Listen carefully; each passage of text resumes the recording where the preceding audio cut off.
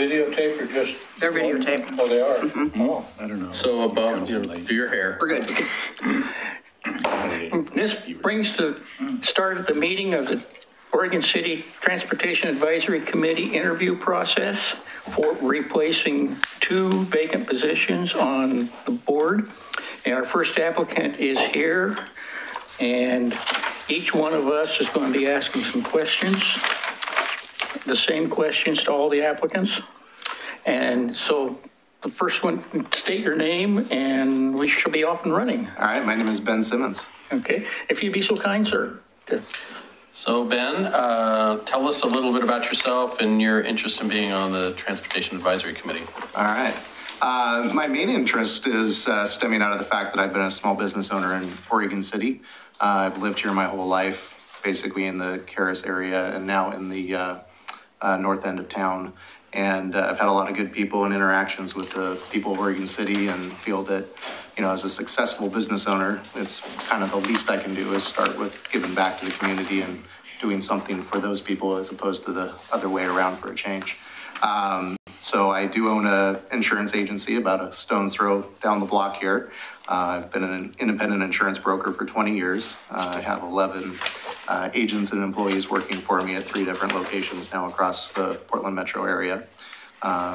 Grew up in Oregon City, but never went to Oregon City schools. In Karis, I was always at Canby School District. And then later in life, we moved to Wilsonville, but we were Charbonneau, so I was still Canby School District. So having lived in Oregon City the vast majority of my life, I haven't gone to schools here. So attended Canby High School, Willamette University, done the insurance thing for about 20 years. So that's in a nutshell. Okay, have you visited the TAC website at all? I have visited the website. I have watched a few of the videos online just to kind of get an idea of what the board was, or the committee was about. And you're still applying, amazing. Yeah, you know, surprisingly so. And are you familiar with the stated purpose of the committee? In general, but maybe not specific to the letter of the charter, perhaps. But I do understand that advising the city council on transportation measures and things of that nature, with my background in the insurance industry, you know, I've got a lot of things as far as safety is concerned, and as far as actuarial data that's flown around, as far as accidents and death rates and things of that nature that I can definitely dive into. But I do know that there's a lot of things I would need to learn along the way. But in my job that I have currently, my main position is problem solver. So taking ideas that may not be firsthand to me and going out and doing the research and finding out the information to make an educated decision, something that I do pretty much every day and every minute of every day. So describe any previous committee experience you may have. Pretty well none. I've, you know, been advisory to lots of people across the business community, but not in a formal role or setting such as this before. This would be my introductory into that, but definitely looking forward to it. Good. So we meet once a month, generally speaking, from 6 p.m. to 8 p.m. Does your current workload or schedule allow for this commitment? Yeah, being that my office is about 100 yards down the road, it's a very easy commute for me. Again, I do live obviously in Oregon City, and getting here would not be a problem. And once a month is by no means a large commitment, so no problem there. So occasionally the TAC will be asked to invest time outside of the regular monthly committee meetings. And does your current workload or schedule allow for this kind of commitment? Being that I am the sole owner of the company, it does give me a lot of responsibility, but it does give me flexibility over my schedule. So yes. Good. Are there any specific transportation issues that you're most concerned or passionate about? If so, please share what those are and why it's important to you. The things that interest me the most is I know that we're a city that's growing, and we're definitely taking on expansion and neighborhoods and businesses, and with that comes traffic problems. So, you know, I guess I'm excited to delve into the problems and the situations of what happens when the city expands and the process of getting those things done ahead of the expansion to hopefully provide a more comfortable transition and growth process. So I know that several of the communities, mine in particular, I live off of Holcomb. We got several new developments going in there, and I know there's talk about some bigger ones even coming down the road. So definitely, I know there's some growing pains probably coming down the road, and would definitely like to be an active part of helping that process through. Okay. Have you been involved in any sort of policy development before? Within corporation, yes, but not as far as city government. I take that back a little bit. I was, you and I spoke beforehand, I was in Multnomah County Search and Rescue, 18 to 20 years old in that ballpark. I was also in Civil Air Patrol as a pilot. And so that is something that those type of procedures and things happen in those environments. So I have been accustomed to it, but not in a formal setting like this. Okay. Describe your knowledge about the various modes of transportation and which ones do you use and why? Well, planes, trains, and automobiles for the most part. But yeah, I have used the train station here. I do drive a ton, probably 35, 40,000 miles a year I probably personally put on the road. And as a pilot, I do use the air as well. So I know that mass transit is something that's on the periphery of our community, so it's not something I use on a regular basis, but I have used TriMet services and MAX and things of that nature, so I'm pretty well familiar with those firsthand. Okay. Can you describe in your own words the relationship between land use and transportation? Well, I mean, if you're going to transition land into different uses, you've got to get people there. So if you want to make some commercial buildings available and we're going to build commercial structures, you got to get the customers there. So just like I mentioned also with the expansion of the residential, you're going to put, 1,000 more houses into a community or more. You got to make the arteries and veins of the system work and get people where they need to be without serious congestion. So I think it's pretty self-evident on that. And lastly, is there anything else you would like to share to help us make our decision? I just kind of like to circle back to the fact that, I like to be a problem solver. I mean, that's something I take pride in and doing research and educating myself on the subjects, finding good outcomes. And I'm not somebody that gives up. I'm somebody that's going to put in the time and effort to get a job done, make sure it gets done well and properly. Very good. Thank you. All right. Do you have any questions of us? The one thing that came up was the specific charter. So I know in a nutshell, I have an idea of what it is, but is there anything outside of what would be obvious as to the charter of the committee that is expected or the jobs that you guys do? About the only thing that you might have missed is that we are sort of the eyes and ears of Public Works for the community sometimes.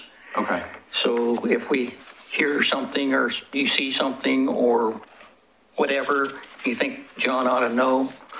You guys facilitate that process? Yeah. Okay. Good deal.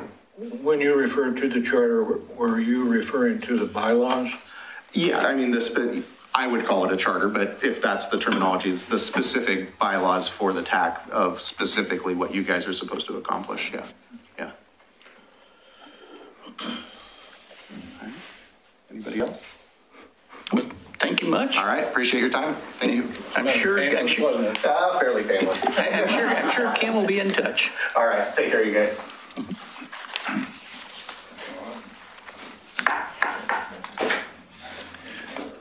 Now, if we don't have our next candidate, we. They're here. Oh, okay. No, the gentleman that walked in is Keith Cummins. Oh. He's the 5:30 time slot. Okay.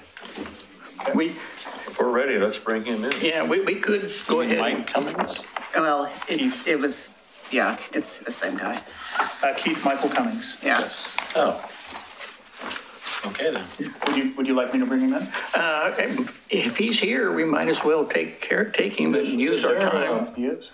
In the questionnaire, it's listed as Mike Cummings. On the other thing, it's listed as Keith. Yeah. It's, Michael Keith. yeah, it's, Same person. Would he I wasn't sure which one. He introduced himself as Keith Cummings. Okay. Is that candidate number 2? It's number 3. Number 3, Becky's here. Okay, Becky's here. Uh-huh. You guys are ready? Yeah.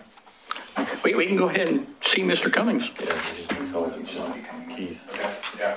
Next person should be David Stanek. So which was next? Is there somebody coming up? Mike Cummings. Okay, so we're skipping the second one.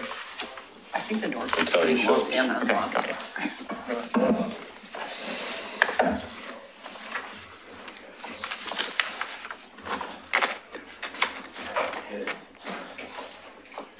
Get the hot seat right up there by the microphone. Microphone, okay. If you don't mind, I'll open my notes here a little bit. Good evening. Welcome, and please be seated. And we'll be asking questions of you. And first item that we'd like you to do is state your name so we know we're talking to the right guy. Okay, would you like me to stand or be seated? Don't be seated. Okay, okay. Just be sure to talk into the mic so that our televised audience can hear you.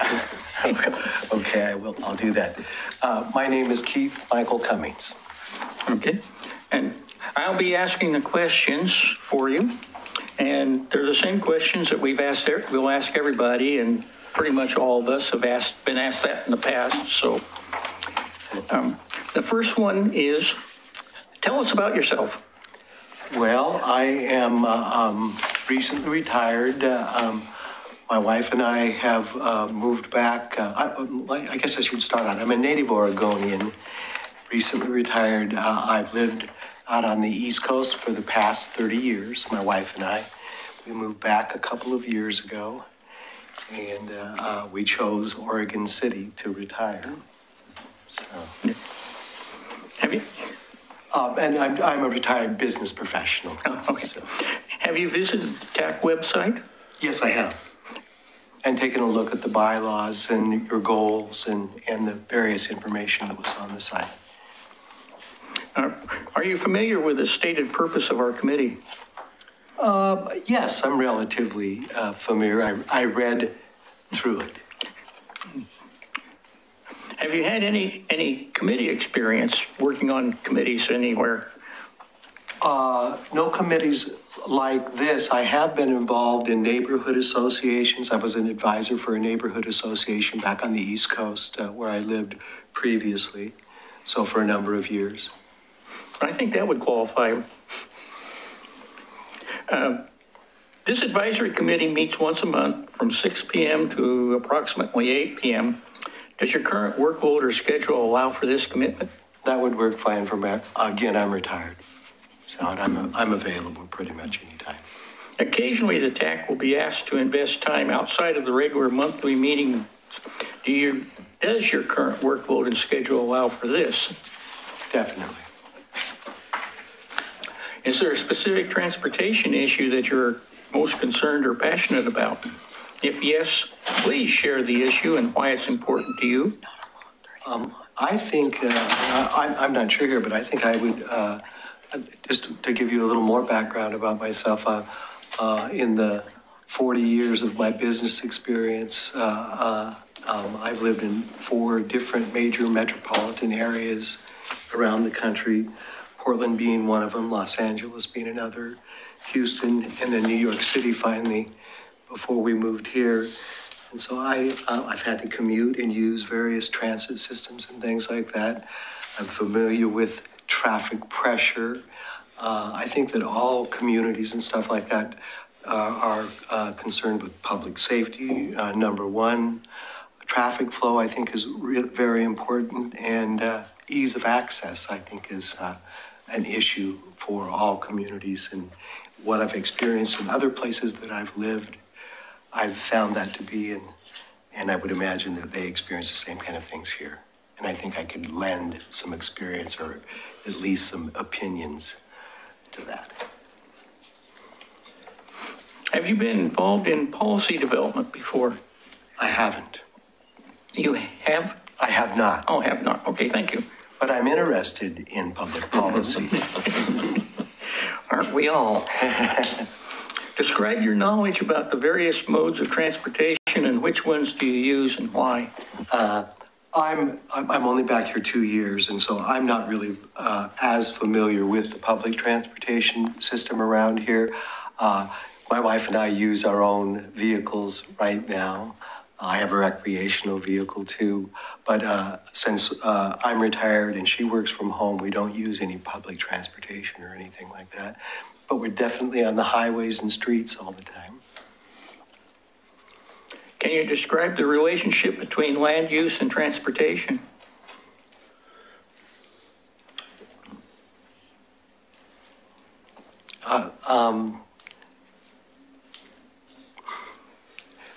Could you restate that question again, please? Can you describe how land use and transportation are related to each other? I believe they're related to each other because one coincides with the other, or at least appropriate management of one or the other coincides. Is there anything else you'd like to share to help us with this decision? If you don't mind, I'll look at my notes here real quick. It went away, of course.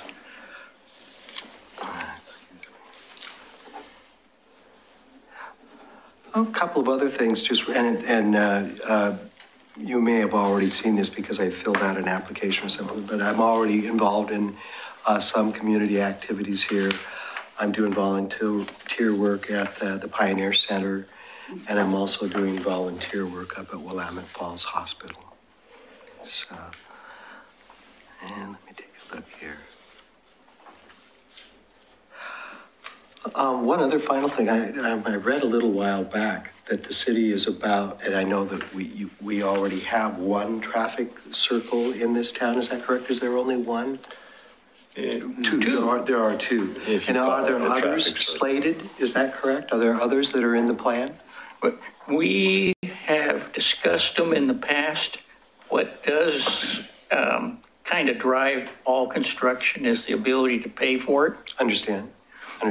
But they will probably be more if you're talking about the next 50 years. Okay. The only reason I'm asking is because I have a pretty intimate relationship with that, in that they have many of them on the East Coast. And there are very positive things about traffic circles, and there are some negative things about them. Overall, at least my experience in the past, is that it definitely improves the traffic flow, but one has to be it tends to increase the number of small traffic accidents. But there are ways to improve that, and that is to make signage very clear, or at least on the East Coast, they call it over signage. They sign up until right until you're into the intersection. And then also they make those areas so there are absolutely no obstructions anywhere, so you can see very clearly. And they never plant them out, so 10 years later they've grown out and create obstructions and stuff like that. But it was interesting to me to come back to Oregon, and when I left 30 years ago, there were no traffic circles, and then to come back and find them here after living on the East Coast.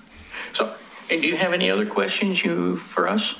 Not that I can think of, no. Anybody have anything, any follow-ups? Well, if we followed our transportation system plan, we'd be known as Roundabout City USA.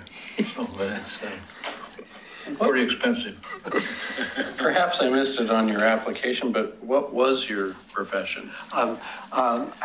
Formerly, I was a pharmaceutical trade magazine publisher, and then that was for about 11 years.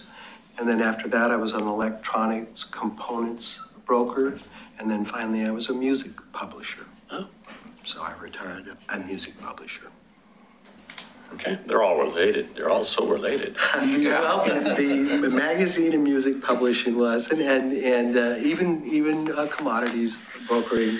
It's about relationships and things like that. So it served me well, and it's about deadlines too, and so that also helped me.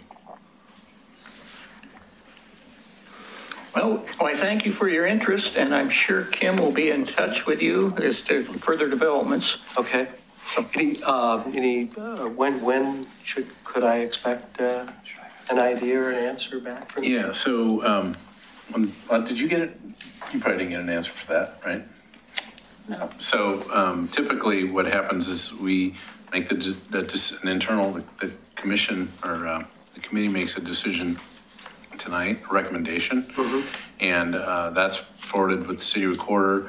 I'm not sure what the mayor's schedule, but the mayor makes the appointments. So I think we'll try and get that done in the next week. And so I think a week to 2 weeks is probably when you'll hear, and then you'll actually be, you'll make the announcement at a commission meeting, which you don't necessarily have to be there for, but let's see, we've got, our next meeting is tomorrow night, so it's not going to happen then. So probably wouldn't be until like April 3rd, I think, is the next meeting. Okay.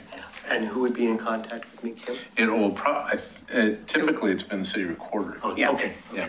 So, I met her. So. Okay. Yeah. Katie Riggs. Yeah. Yes. Yes. All right. Thanks very much. I appreciate your time. Thank you.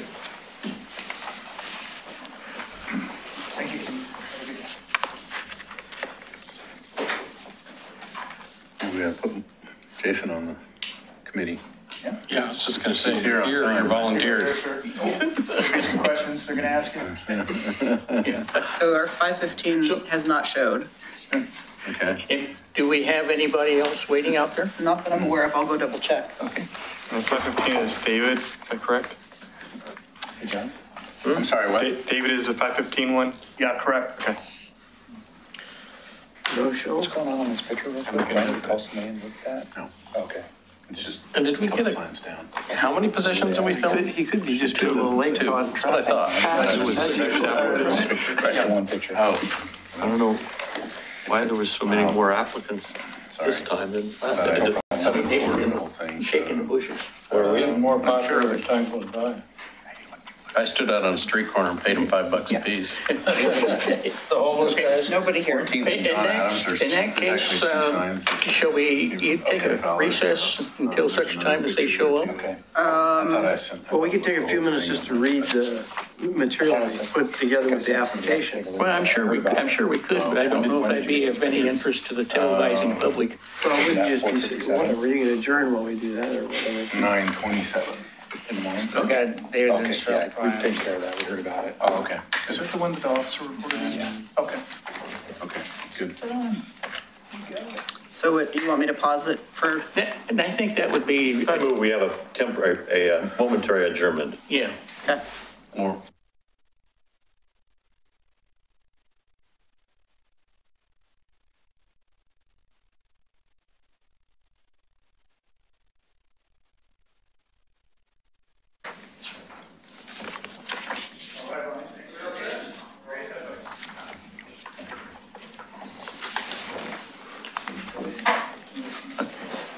The next can we start?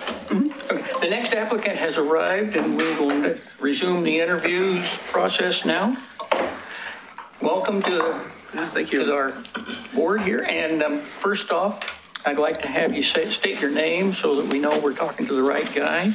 And two, this gentleman to my right will be asking you all the questions that everybody else has been asked. And so I'm the only one that can read. My name's Ryan Thread. Okay, Ryan. So just tell us about yourself. Sure. Well, I guess it's just kind of, I guess want to be more specific towards what this job entailed, I guess. And I did have a chance to kind of look over what the purpose of this was, as being an advisory role for the Transportation Committee. I don't know if, did you receive a resume on what I've kind of done in my past? Mm-hmm. So with that, I do work a lot with different municipalities, including engineers, architects, and then general contractors across the Pacific Northwest. So I do get to see a lot of the interactions on different sorts of projects that are going on. Anything from currently working on the Seattle Waterfront project to the South Waterfront down in Portland currently, to even kind of smaller roles that have been done even in my past of working for the old what was it, Glacier Northwest, I guess back in the day where the Cove is now was the old Ready Mix plant down there, and I actually had experience working as sales with on the Abernathy Creek Bridge. So a lot of different sorts of projects that I've been a part of, and I thought that may be a good segue into an advisory role like this. So then you have visited the TAC website? Yes, briefly. Are you familiar with the stated purpose of the committee? Well, as it was stated, the 2-paragraph notes here, yes. Describe any committee experience that you've had. I've currently been working for the last 2 years on the Oregon City School Board Budget Committee, and that really is the only other role that I've had in the public sector. Frankly, that was my first experience working into a public sector style opportunity. So the advisory committee meets once a month from 6 to approximately 8 p.m. on our Tuesdays. Does your current workload allow you to schedule or allow for this kind of commitment? It doesn't. And occasionally the TAC is asked to invest time outside of the regular monthly meetings. Does your current workload and schedule allow you for this kind of commitment? What would that entail, I guess? Can you be more specific on that? Perhaps a subcommittee, 2 or 3 people that need that meet together at their convenience, okay, to work out, develop some plan or some issue. Sure. Have you ever been involved? Is there a special transportation issue that you're most concerned or passionate about? If yes, what's the issue and why is it important to you? That's a good question. I guess just with myself having a younger family, I'm always interested in knowing what other the development plans that are going on in the area. I've noticed the Park Place plan, the Beaver Creek plan, as well as I don't know is it called the Redland master plan as well? There's the South End master plan. Park Place is the one you're probably thinking of. It's on the Redland side. So a lot of those, obviously I'm with my current job as well. I'm always in the forefront of new projects going on. So that would probably be what I would enjoy more, I guess to say. I found out that I do live on a speed humps road that I did not know. I did not know the terminology until I got to the website there, but not a real big deal either way to me. But Have you been involved in have you been involved in policy development before? No. I guess policy development as a city or county level, no. Policy development? Well, I mean, I work a lot with architects and engineers specifying projects and getting that certain design into the project per se. So for instance, the Seattle waterfront had a big retaining wall that they had some soft soil conditions in the area, and we came up with a solution talking to the geotechnical engineer, specifying soils behind it that were going to mitigate that issue.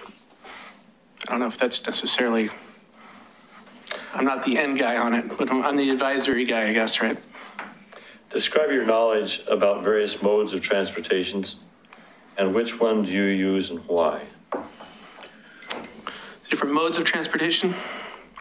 Are you referring to like walking, biking, public? I can say some biking, some walking, not a lot of public for myself. And I do work at home, so my commute's not too bad, but my wife could say otherwise on her commute. But. Okay. Can you describe the relationship between land use and transportation?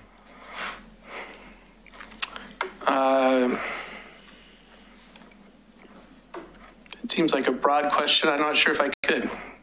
How are they related? Are they related? I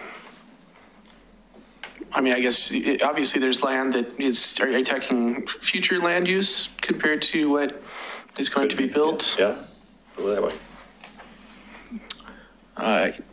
Well, my idea of it is that to use the land the best possible way it can be used. I've got an instance that a job in Seattle where they put a full, they put a light rail through a peat bog. Well, that's definitely not the best use of the land when you're having to deal with so many different soil conditions in that area. Anything else you'd like to share with us to help us with this decision? Let me see. I wasn't too sure if I was going to be asked questions or if I was going to present today. So,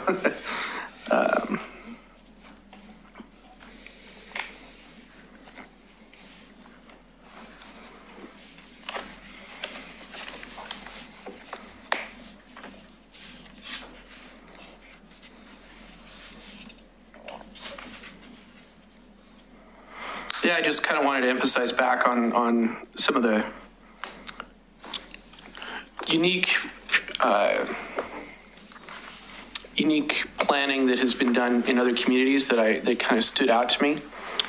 For instance, that the roundabout that was done in Oregon City, or is that the proper term for it? Down on, yeah. Okay. That was I've seen that done in a Deer Park area up in the Spokane region. That was even done on a highway that I thought was a unique way to use the roundabouts. I've also been impressed by other cities, including Wilsonville, where they actually use concrete streets a lot more, especially under paved, or especially at their on-ramps, understanding the longevity of the material is going to last a lot longer. So in long term, it's going to be something you're not going to have to maintain as much. So that's just kind of stuff that I see being in the realm. Do you have any questions to ask of us? Well, what is the advice? Well, when I look at the purpose on here and I see it's an advisory form of role, I'm on the budget committee currently for the school board. We chime in if we need to on certain topics, but that's really all we do. Is that the similar type of position here, or is it definitely kind of getting into the more nitty gritty? Well, we are probably best described as being sort of like staff's eyes and ears, if you will, out into the community so that we have an open forum where people can come in and talk about their concerns. And then if we see something, we can bring it to the attention of staff. And so in terms of that, we're advisory. We look at some of the master plans and make comments and such. But in terms of decision-making, that is strictly staff and city commission. Sure.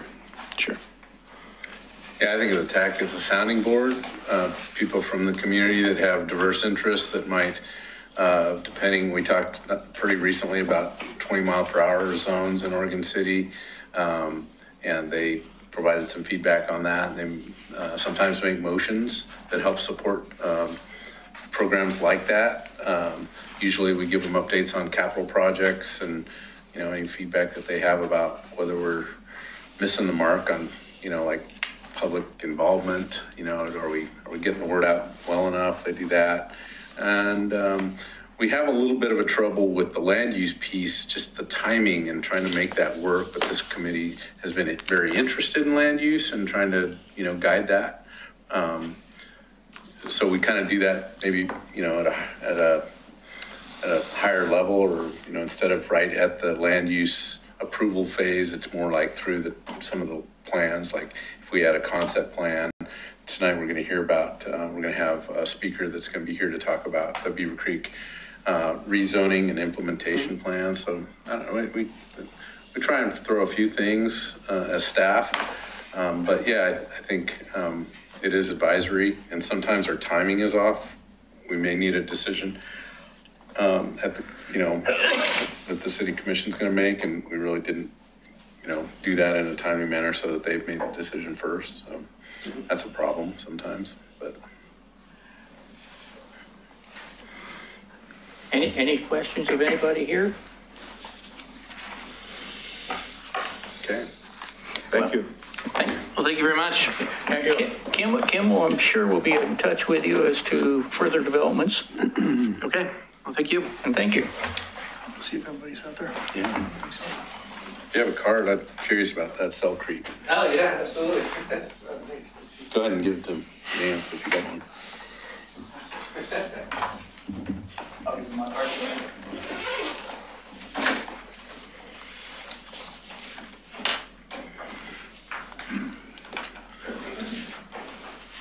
We're doing a little Cellcrete on, or we're talking about doing it. Cellcrete's usually a lightweight, isn't that what it is? Lightweight concrete, air and train kind of thing. So one of our landslide areas, we've actually asked one of our consultants to look at lightweight material like that.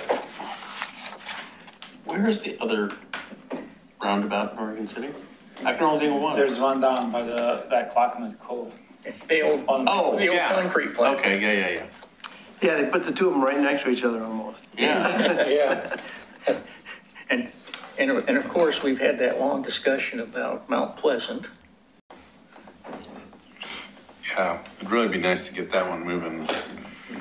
Kind of dealing with a couple other big projects first. It'd be nice to at least get some concept. Just don't move down Myers Road. Just keep it all up there. I still don't get it, like when you. Nobody out there. Okay, another brief recess until our next interviewee shows up. Be nice. Oh, okay. Okay, we're recording again.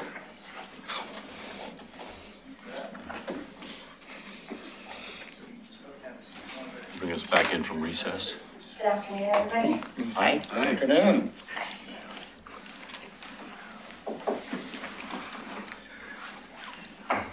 We will resume the TAC meeting now, having been recessed, waiting the arrival of the next interviewee.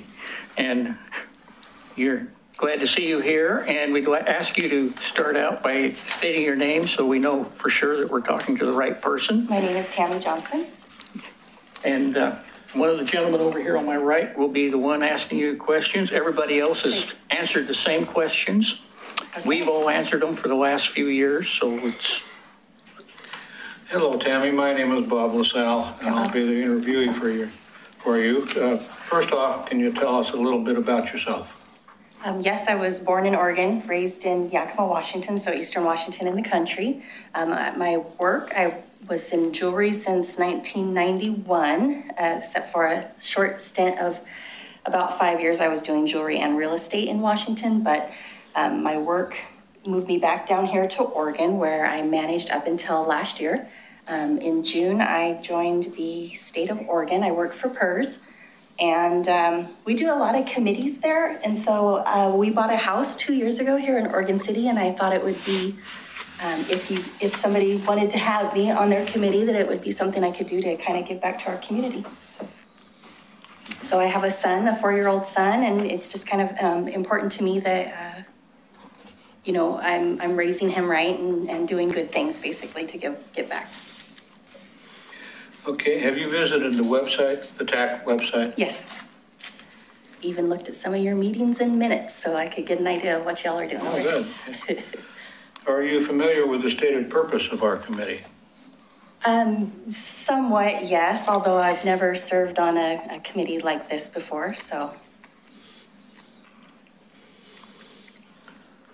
Can you describe any committee experience that you've had to us? Sure. Since joining the state, I'm on the all-staff work group committee where we plan operations division meetings that we hold quarterly, and in April is our one off-site a year. I'm also on I just finished up the food drive committee for the governor's, food drive. I'm on the diversity committee and on the PERS community committee. So because I'm the admin for the ACOO of PERS, it kind of keeps me busy with lots of projects and committees. What's ACOO? The ACOO is our basically third in command of PERS. Okay. Yeah. So it's Assistant Chief Operations Officer. This TAC committee meets once a month from 6 to usually around 8 p.m. on Tuesdays once a month. Does your current workload and schedule allow for this committee? It would. commitment? I'm off at 4 every day. I'm not in retail anymore, so I have the luxury of shutting it off and walking away. And I do have a babysitter, and my boyfriend's parents live here as well to be able to help out with daycare. Occasionally, the TAC will be asked to invest some time outside of the regular monthly committee meeting. Does your current workload and schedule allow for this kind of commitment? Yeah, as far as I saw, there wouldn't be any, conflicts. I get Saturday and Sunday off regularly, and I'm off at 4, and depending on traffic, usually come back into the area about 5. I work in Tualatin. Is there any specific transportation issue that you're most concerned or passionate about? And if yes, please share with us about the issue and why it's important to you. I think I'm concerned or passionate about the commute. I go from 205 to I-5 daily, except for weekends. And, there's always things in Oregon City, and Portland, there's potholes and all kinds of, traffic concerns that with the way that we are getting more people that are moving into this lovely state. I mean, it's definitely something that we need to stay on top of. Do I have experience in traffic? No, just driving as a commuter, but I think it's important. Okay. Have you been involved in policy development before? Policy development, probably, as a manager for almost 18 and a half years in jewelry, I would follow the rules set by the company, but when it came down to it, they were always run it like it's your business. So it wasn't like the state is with the, workflows and process maps and all of that we do. So I would say probably no would be the right answer on that. Describe your knowledge about the various modes of transportation and which ones do you use and why? Various modes like the motorcycles and the cars and the airplanes and the trains and that type of, I use the cars and I use airplanes when I'm flying off to vacation somewhere. Don't do motorcycles anymore. I don't think they're very safe. Seen some people in accidents and would rather not. Haven't ridden a train, really, besides the little ones that run in the mall with my son. Can you describe the relationship between land use and transportation? Well, I would hope that we would always be striving to preserve as much of our, earth as possible and working with it, not against it. But at the same time, it's so overpopulated our freeways on rush hour too, that we have to obviously expand while keeping all the, preservation in mind. But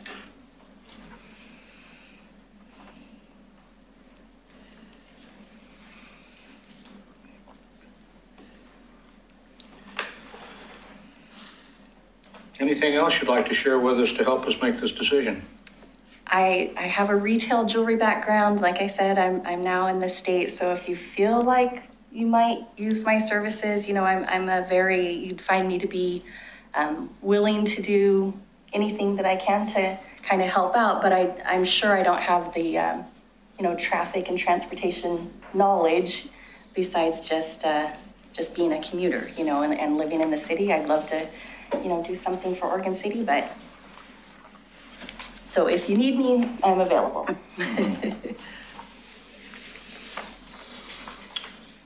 You'd like my wife, she's high maintenance. Could probably talk jewelry to her for days too. Do you have any questions of us as a committee?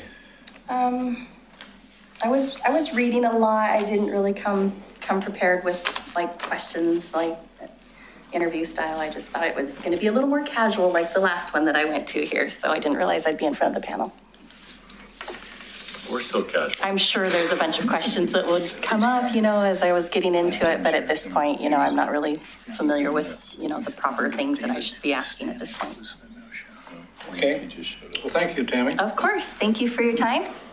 Is that Thank you. everything? Does anybody have any questions? One question. With the diversity committee that you mentioned, how do you see that experience shaping your viewpoint on this committee? With the diversity committee that you serve on? I mean, we live in Oregon, so it's one of the, it's way more diverse than Yakima, where I came from, So I think just taking everybody's views and opinions maybe into consideration. I think it's nice that you guys are open to the public too when people come in and have questions or want to observe what you're doing here. And I think it makes an impact to what you guys are doing here, so. Thank you. I mean, it's just everybody has an opinion so. Thanks. Okay. Thank you. And thank you. Okay, my pleasure. Thank you for having me today. Before you leave, I should mention that Kim will probably be in touch with you with any further developments. Sure. Okay, thank you. Thanks. Thanks, Have a Tammy. good day. Thank you, the same thing.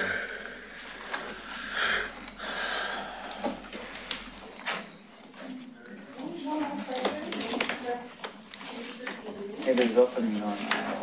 I know Tim West is here. Somebody else walked in. I don't know, I just double checked my email to make sure I told him the time, and I did, so he was supposed to be here at 5:15, I don't know, maybe thought it was. I've been on design reviews now for like 8 years. Luckily, we're running ahead of time. I hate design reviews. Yeah, we could interview him. Most of the time, there's no reason for review. It's over. No, we actually We schedule these interviews and provide, I don't have to do it. Some guy down there. well, actually, we had amend conditions of approval. That's not. I know, is that my deal or? They do. Are you ready for the next? Yes, please. So, David? David did show up. He had a slot at 5:15. I told him, we put him in at the end. So because Tim was on time, he should be rewarded. There you go. So, are we ready for Tim? Yes. So number 2 is back, David's. Yeah, he'll be last. So Tim's No, up I know, but next. David's. David will be last.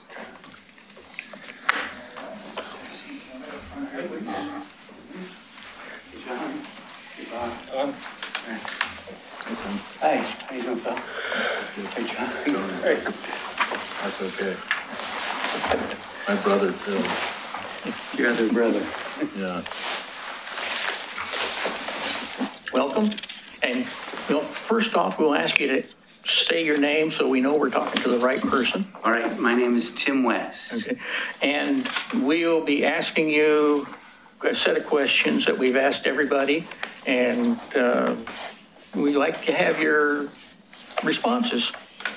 And one of the gentlemen over here on my right will be asking you the questions. All right. Hello. Tell us about yourself.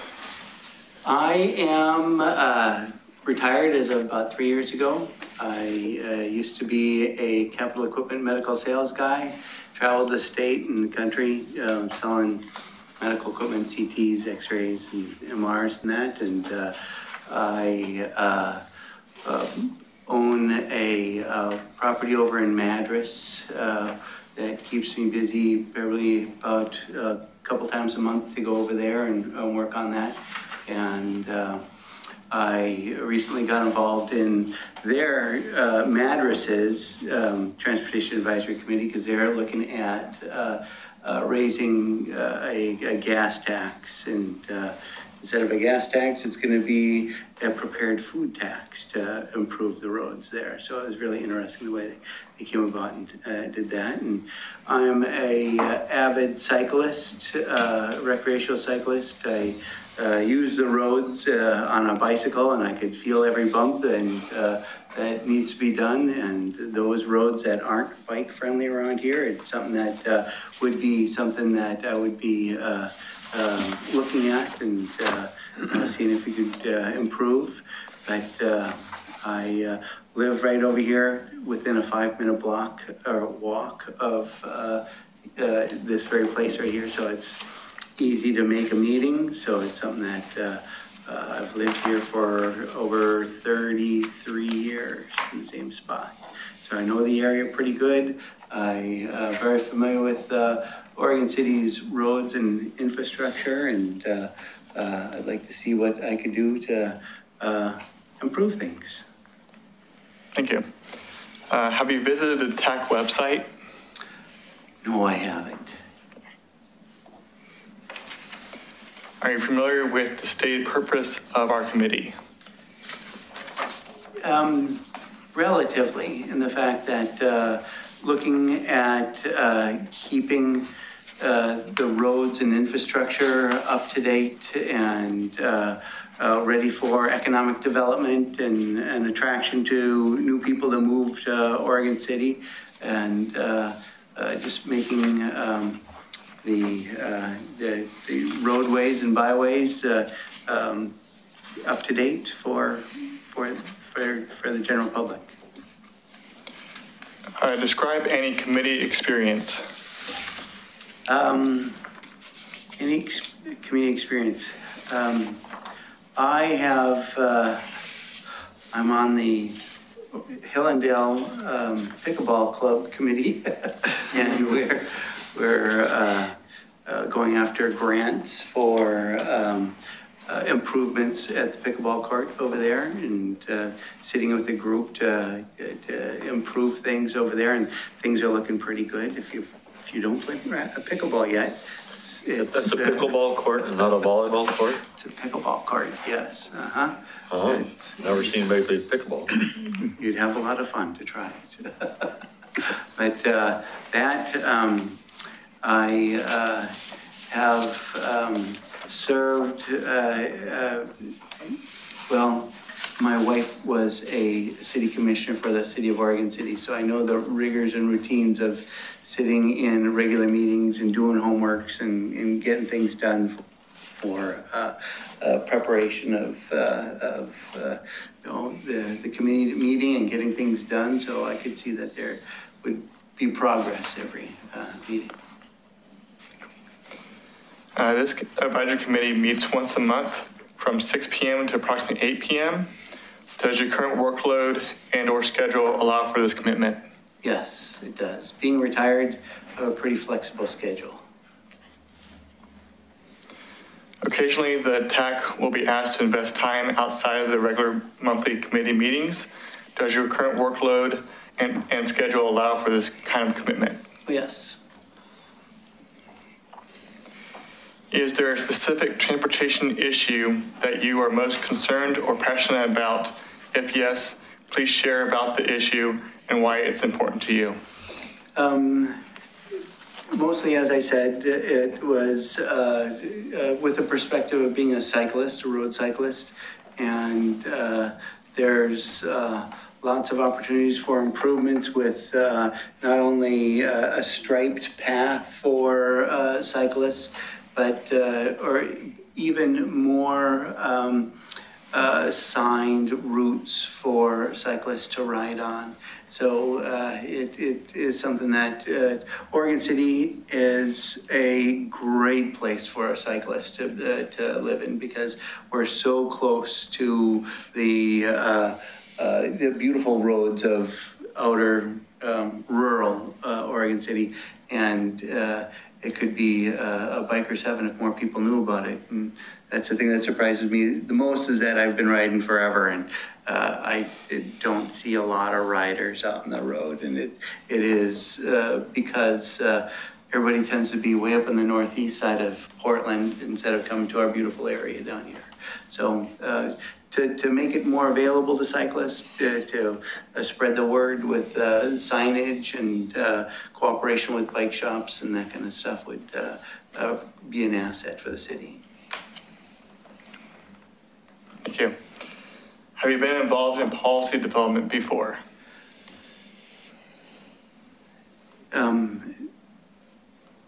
I used to be the president of a hang gliding club, and we had to make policies for certain hang gliding sites and how to approach things and who is allowed to go on them and all that. So yes, I've been involved in setting policy, but other than that, it's more of my 10,000 foot view of managing an apartment and utilizing my staff to get things going the way that we want them to go. So it's looking at things with a bigger picture and making things the way you want them to go.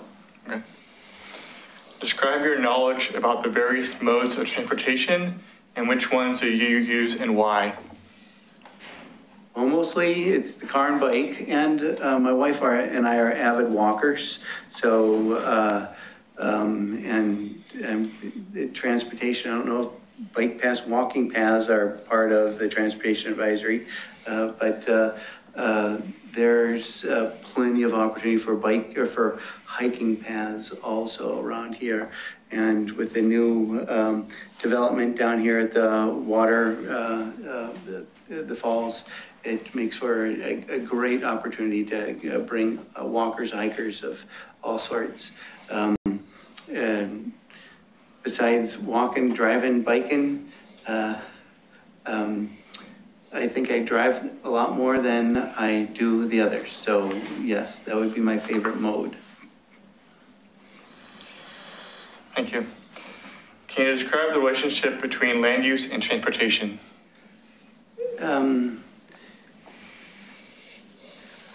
My perspective of that would be if indeed new roads were going to be put in, and it's what is the better good for the city itself, and how we could go ahead and work with landowners to get the right combination of eminent domain and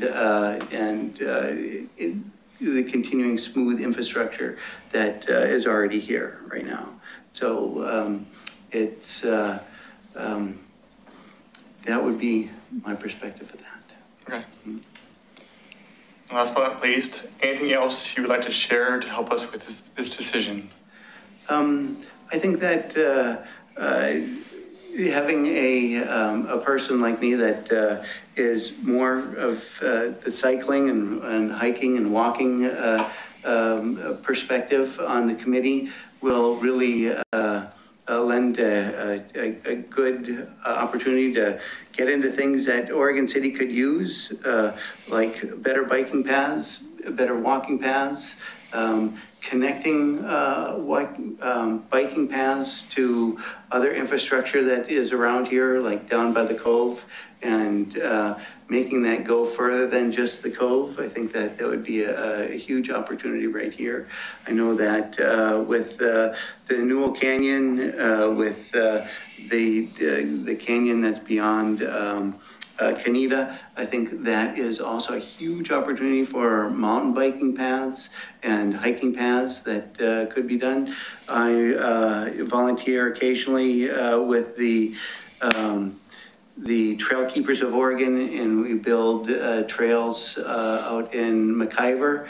And I know that they have their eyes set on the Newell Canyon, and Newell Canyon is something that would be a great asset for people to hike in there safely. I mean, there's a few residents there that might be upset that you're going to go ahead and build a path there, but I think that it is a great, very hidden asset that isn't being utilized right now. Thank you. And do you have any questions for us? I understand that you can work on the Beaver Creek corridor over there. I think that's going to be a huge opportunity for economic development, something that Oregon City needs an industrial base like Canby. And if Canby has a little gold mine there, and this is a huge opportunity for Oregon City to develop. So it'd be really interesting to see that go. So No, I'm interested in being a part of the committee. I think it'd be fun to see the transportation infrastructure being formed from a committee level like this and seeing what kind of changes I can make with a committee. Does anyone have any questions? Thank you. And I'm sure Kim will be the contact person for telling you about any further developments. And so thank you again for your interest. All right. Thank you, Tim. All right. See ya. Thank you, Tim. Yep.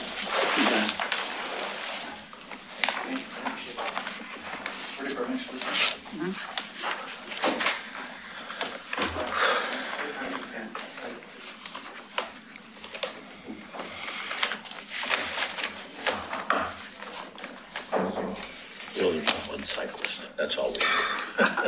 One's enough, huh? We have enough motorists. It goes both ways. Yeah, that's right.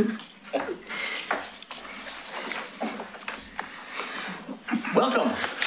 And we would ask you to say your name so we know we're talking to the right person. Sure.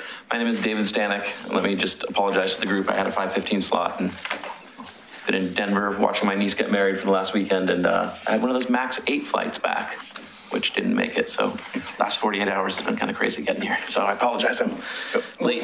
One of the gentlemen on far right over here will be asking you a set of questions that everybody else has been asked. Sure. And so we've all answered them too. So at this point, John? Welcome, David. I'm John Anderson. And Hi, John. Our first question is, tell us about yourself. I am a new resident to Oregon. I moved here in December. I'm a newlywed, and I have a 50-year-old father of 3 adult children. I've had a career in sales most of my life, and I'm a bicycle advocate. This past summer, I rode my bicycle across the country with my wife. And my experience in relation to this committee would be that I served on the Santa Clara Pedestrian Advisory, Bicycle and Pedestrian Advisory Committee.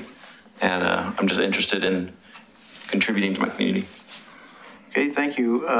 Second question is, have you visited the Transportation Advisory Committee's website? I have. Any comments?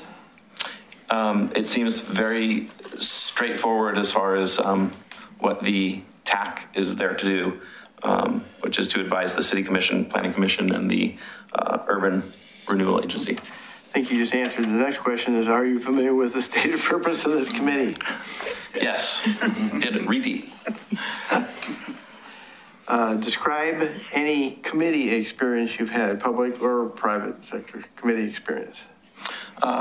Besides the committee experience on the Santa Clara County Bicycle and Pedestrian Advisory Committee, other committees that I've been a part of have been in more of a private sector. So I've worked for Chinese carbon fiber factory that required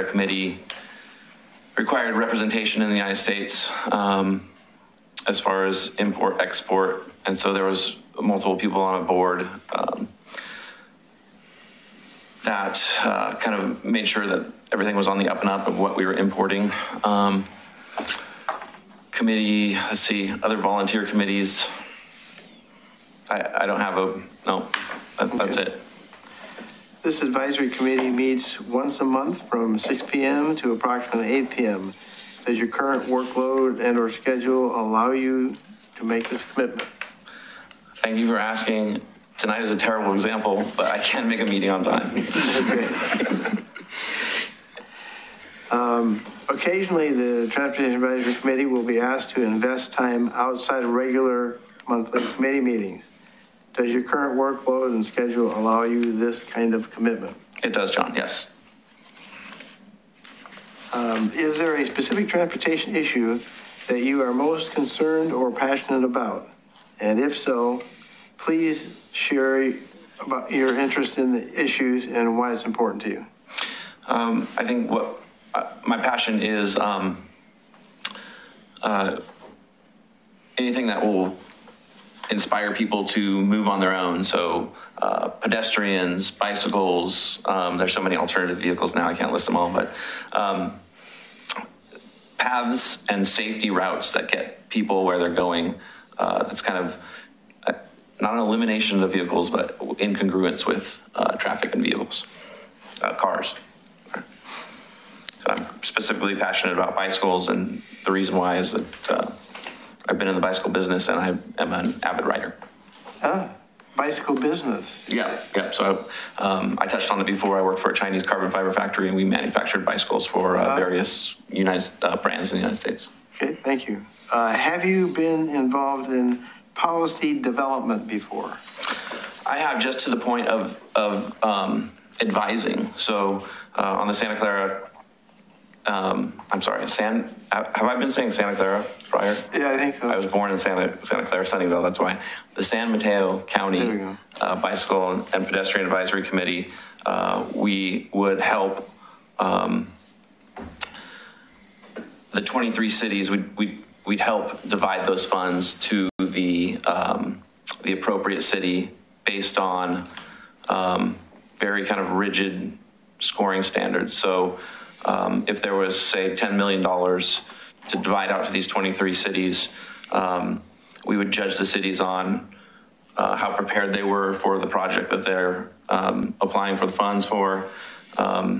We'd look at the funds and say, if there's 10 million, it's ridiculous for everybody to get, 1/23 of that. What projects are ready to go, possibly have matching funds, would be best for the community as a whole, as far as where were they close to public transportation, were they close to high density housing, were they close to schools? And so it was our job to score these projects, these proposals accordingly, and then vote to, or advise the committee on what we thought the funds would best be used to do. Thank you. Describe your knowledge about the various modes of transportation and which ones you do use and why. Various modes of transportation, automobiles, scooters, motorcycles, bicycles, walking. I'm seeing more and more of these electric scooters in some cities, electric bicycles, bicycle share programs. Those are the ones that come to mind. The ones I use are automobiles. I have a Vespa scooter parked in the parking lot right now, bicycle, and I walk on the paths and sidewalks of the city. And the reason I use those things is to get to and from work, to recreate, and to kind of explore or just see downtown. So, good question. Can you describe the relationship between land use and transportation?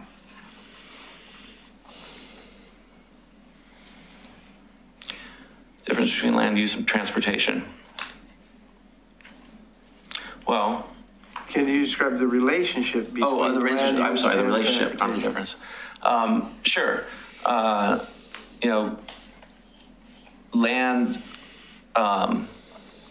can be earmarked or tagged so that it can be used, or not all of it, but partially used for transportation. So easements or public paths can be developed or on land use. Maybe a developer is required to put a path to a school or a high density housing project through their land if they're developing that land. I don't feel like that's great, but I don't have a lot of experience with that. So.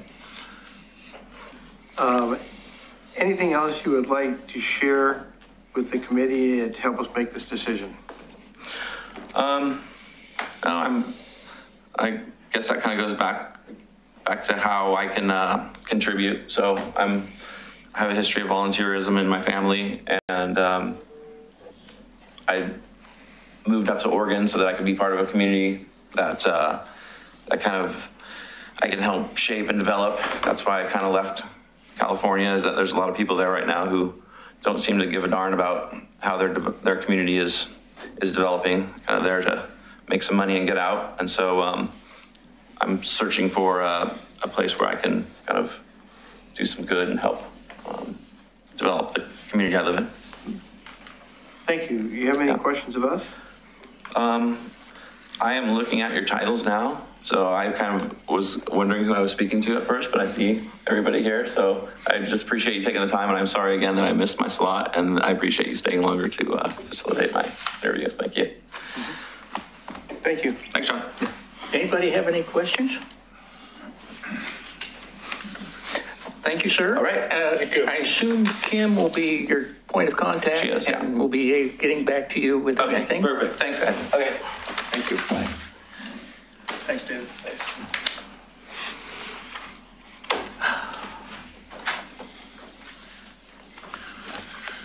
Okay, Kim, what's the expectation? So shall we go over that again? Shall we gather up our stuff and pass it down? I don't know if Sedemir heard is the scoring clear, the highest number? That's what we did the last time, yeah. The highest? So you rank your number one with Six is best, Six one is best, least. one is least. And I hope we can have multiple numbers of the same number, multiple instances of the same number. No. Okay. No, I need to work on mine a smidge. So you said 6 is best and 1 is least? Mm-hmm. Yeah. Wait. Six If I put number 1 down, Choice of once. that would be the number 1 choice. No. No, 6 would be my number 1 It's choice. based on points, so whoever has the Points, highest okay. points. Oh, wow. Oh, Okay. Threw me a curve. Yeah, threw me for two. Glad we went over that again. okay. High score wins, man. Yeah. This is like. But you can rate several of them as a 2 or a 3 or a 5, right? You don't. No. You got to go 1 through 6. 1 through 6. And we abstain. Okay. Do you really need to? Or do you just want to? I feel like it. Really? Well, yeah. Abstain? Yeah. You know somebody? Are you related to somebody? Or? No, our vote won't mean anything. Oh, well, I don't know about that. It usually does mean something. Not to some people. Hold on. I think I just screwed it up again. I did.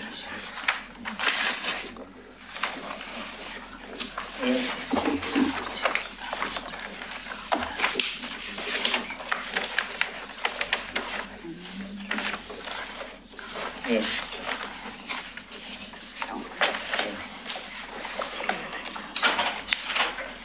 That made it sound good. Okay. She's got on the agenda there. She goes before you. Oh, yeah, we gotta take it all. We're gonna take all the heat off it. Yeah. Folder all as well, right? Yep.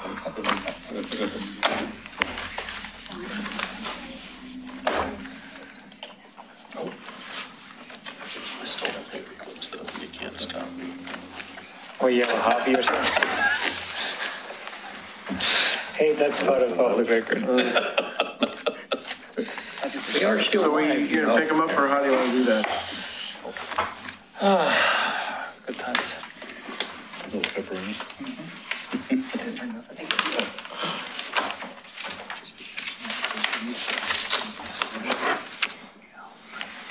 We come around to our store and get it all right now. You know, it's our own diversity. Yeah. Get it. Have my name on all of them.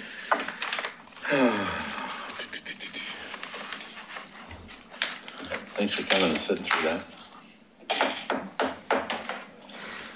That light, does it always flash? No. It's flickering. That thing's been flashing all evening. I know, I don't really know. If it, Okay, Henry. Okay. it's our earthquake warning system. Evacuate. Are you, okay. Move along. This will start the regular meeting of the Oregon City Transportation Advisory Committee. Kim, would you please call the roll? Sure. Mr. Anderson? Here. Mr. Atkinson? Here. Mr. LaSalle? Here. Mr. Lyman? Here. Mr. McElrath? Here. Mr. Jessic? Here. Mr. Tong? Here. Is next on the order to be approval of the minutes. Does anybody have any questions, suggestions, changes, alterations? Move approval. Second. It's been moved and seconded that we approve it. All say aye. Aye. Okay. Now then, agenda analysis. Anybody have anything they want to add, change, move, complain about? Hearing none. Citizens' comments. Not seeing any citizens, not having any citizens' comments. Excuse me, ma'am. We'll move on to the new business and discussion of the Beaver Creek Road concept plan. John, you want to do the honors? Well, I don't think Christina needs much of an introduction, but she's a senior planner with the Community Development Department. She's been with the city longer than I have, so that's probably 18, 19 years. 17. Oh, 17, okay, well. And she does just about, she's probably had every assignment there is to have up there at Community Development. And so this project is about the Beaver Creek concept plan and really kind of the implementation, which I understand is mostly about adoption of code and not just code, but zoning. So it's one step, well, I won't even go into that. You'll probably go into that. But it's an important step to get further along with the future development of the Beaver Creek concept area. And yeah, just Christina's just a wealth of information, so I'm sure you're going to enjoy her way better than me. So go ahead, jump in there. Oh, and I do have hot off the presses our next meeting flyer.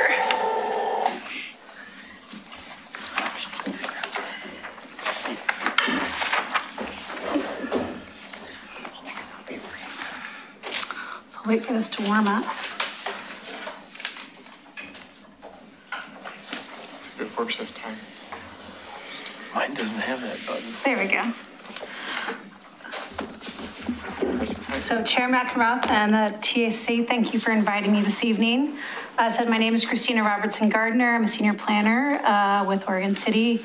And my goal tonight is to give you a little background of the Beaver Creek Road concept plan, where we are today where we are today and where we're moving forward as we move through the spring into adoption hearings later this summer.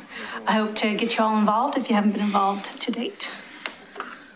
So first I'm going to backtrack and explain why we even have a Beaver Creek Road concept plan, and that is really based on the urban growth boundary. So the urban growth boundary is region-wide. This Oregon City is a piece of it. We make recommendations, but Metro, at the end of the day, through consultation with all of the governments, determines if there is enough land for a 20-year land supply, and if not, they expand the urban growth boundary, and they have to look at it every 6 years.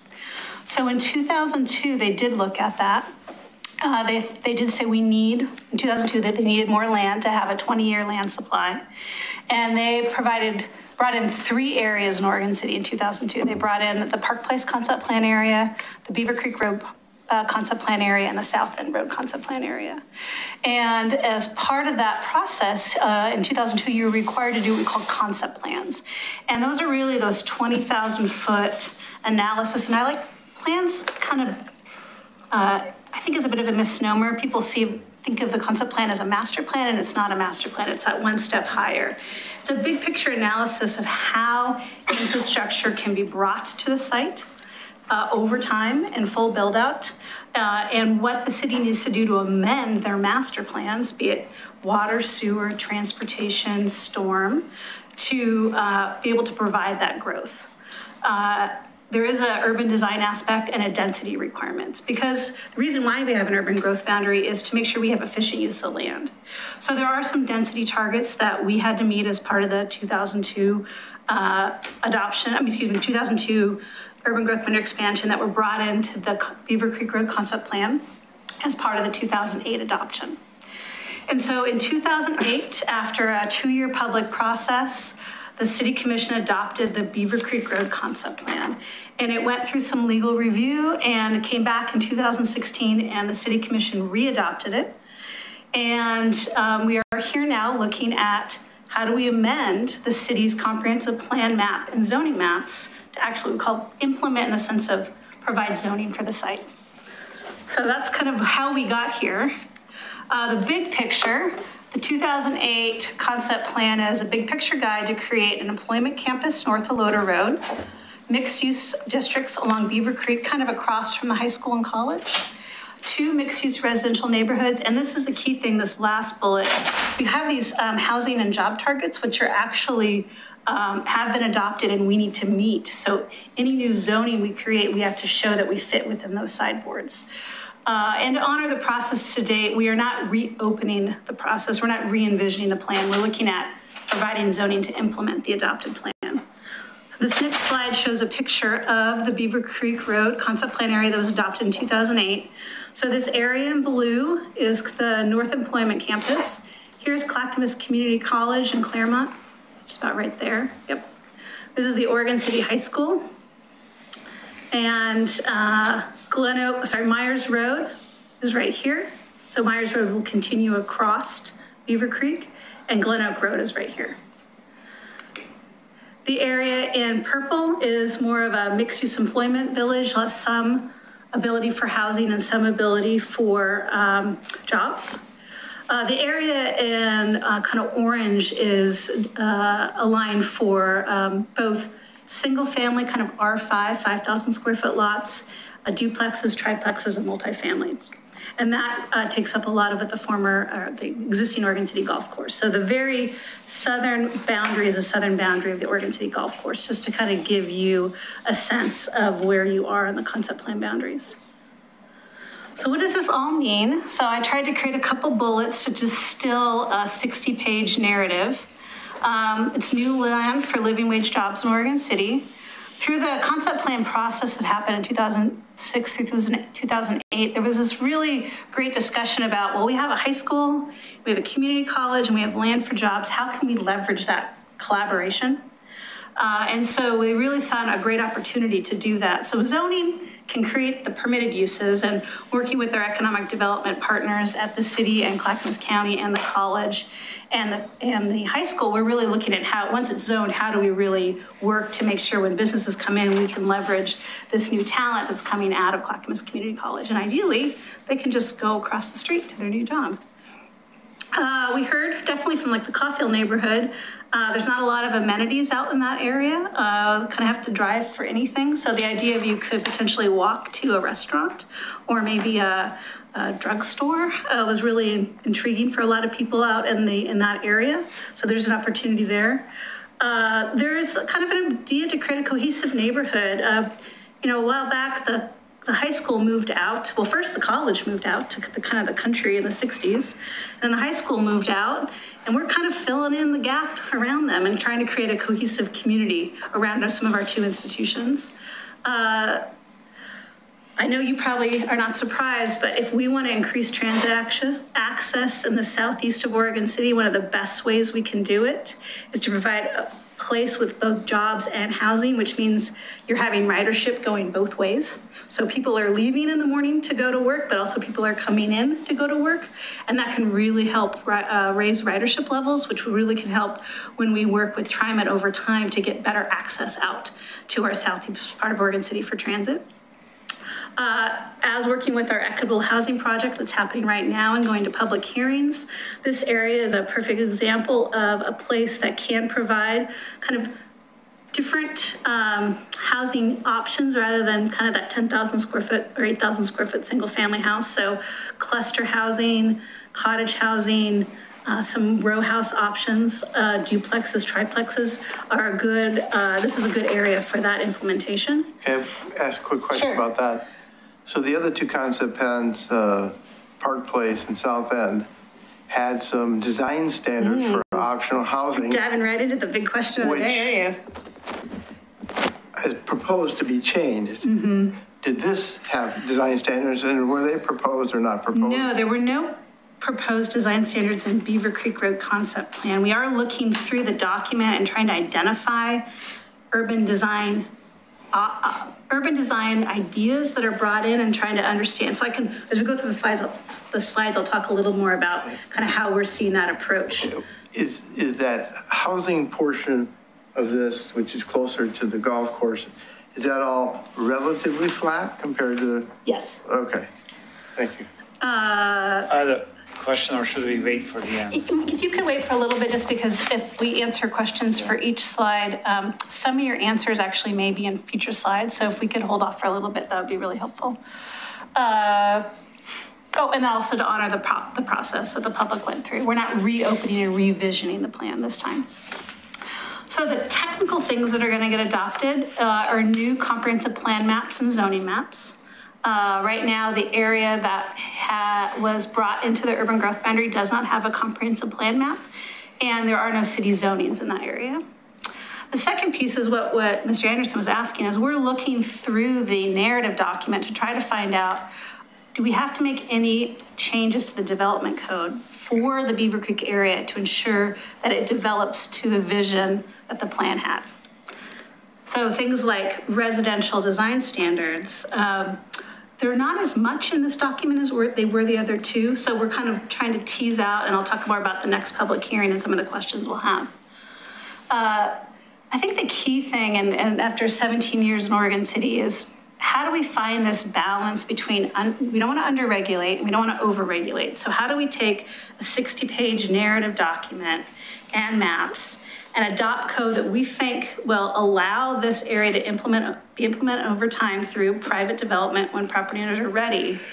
But we don't have such a curated vision that if anybody wants to have even a slightly different approach that absolutely meets the intent, that they have to go through an extreme side process. So we're trying to find that balance. And as we go through the next public hearings, we're going to reach out to the public and ask, do you think we've met that balance?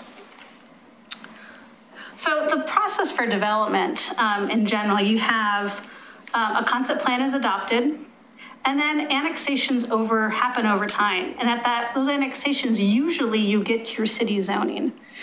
Unfortunately, we've been a little bit slow through the Beaver Creek Road concept plan process because of some of the legal review that we've actually had some property owners annex into the city, but there was no city zone to give them. And so they're holding their county zone right now. And they can only do what is allowed in the county, and that's an FU10 zone, which means you can't further divide your property if you have less than 10 acres. So it's really a holding zone.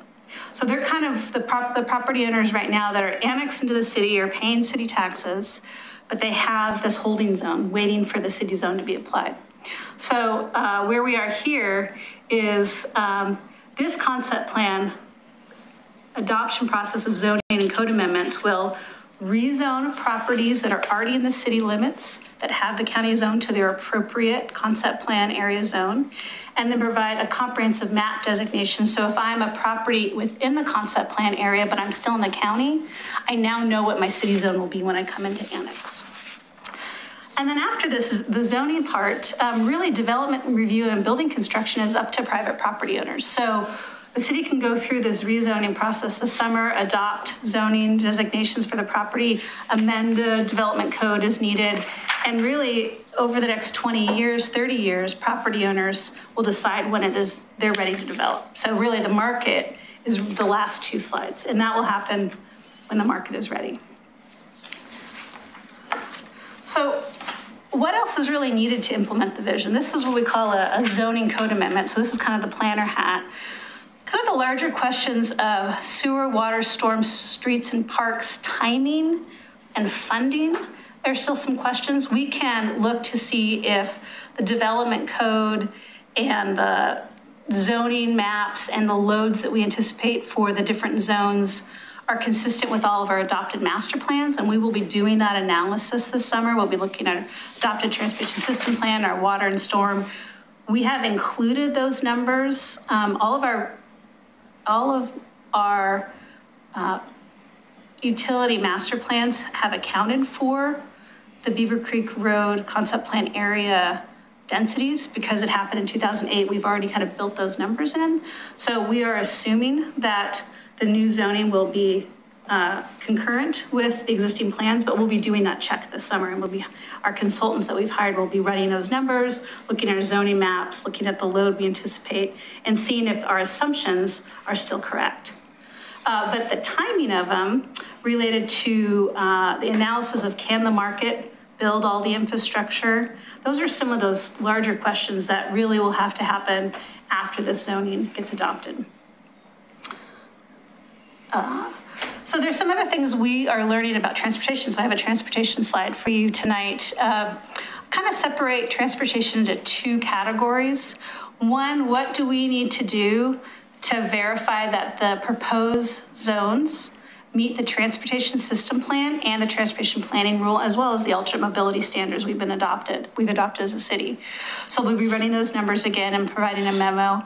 And then as development happens, proportional street upgrades will be required and system development fees will be paid. So development will happen at the time and they will be required to do their proportional upgrade for the project. So that will kind of happen slowly over time.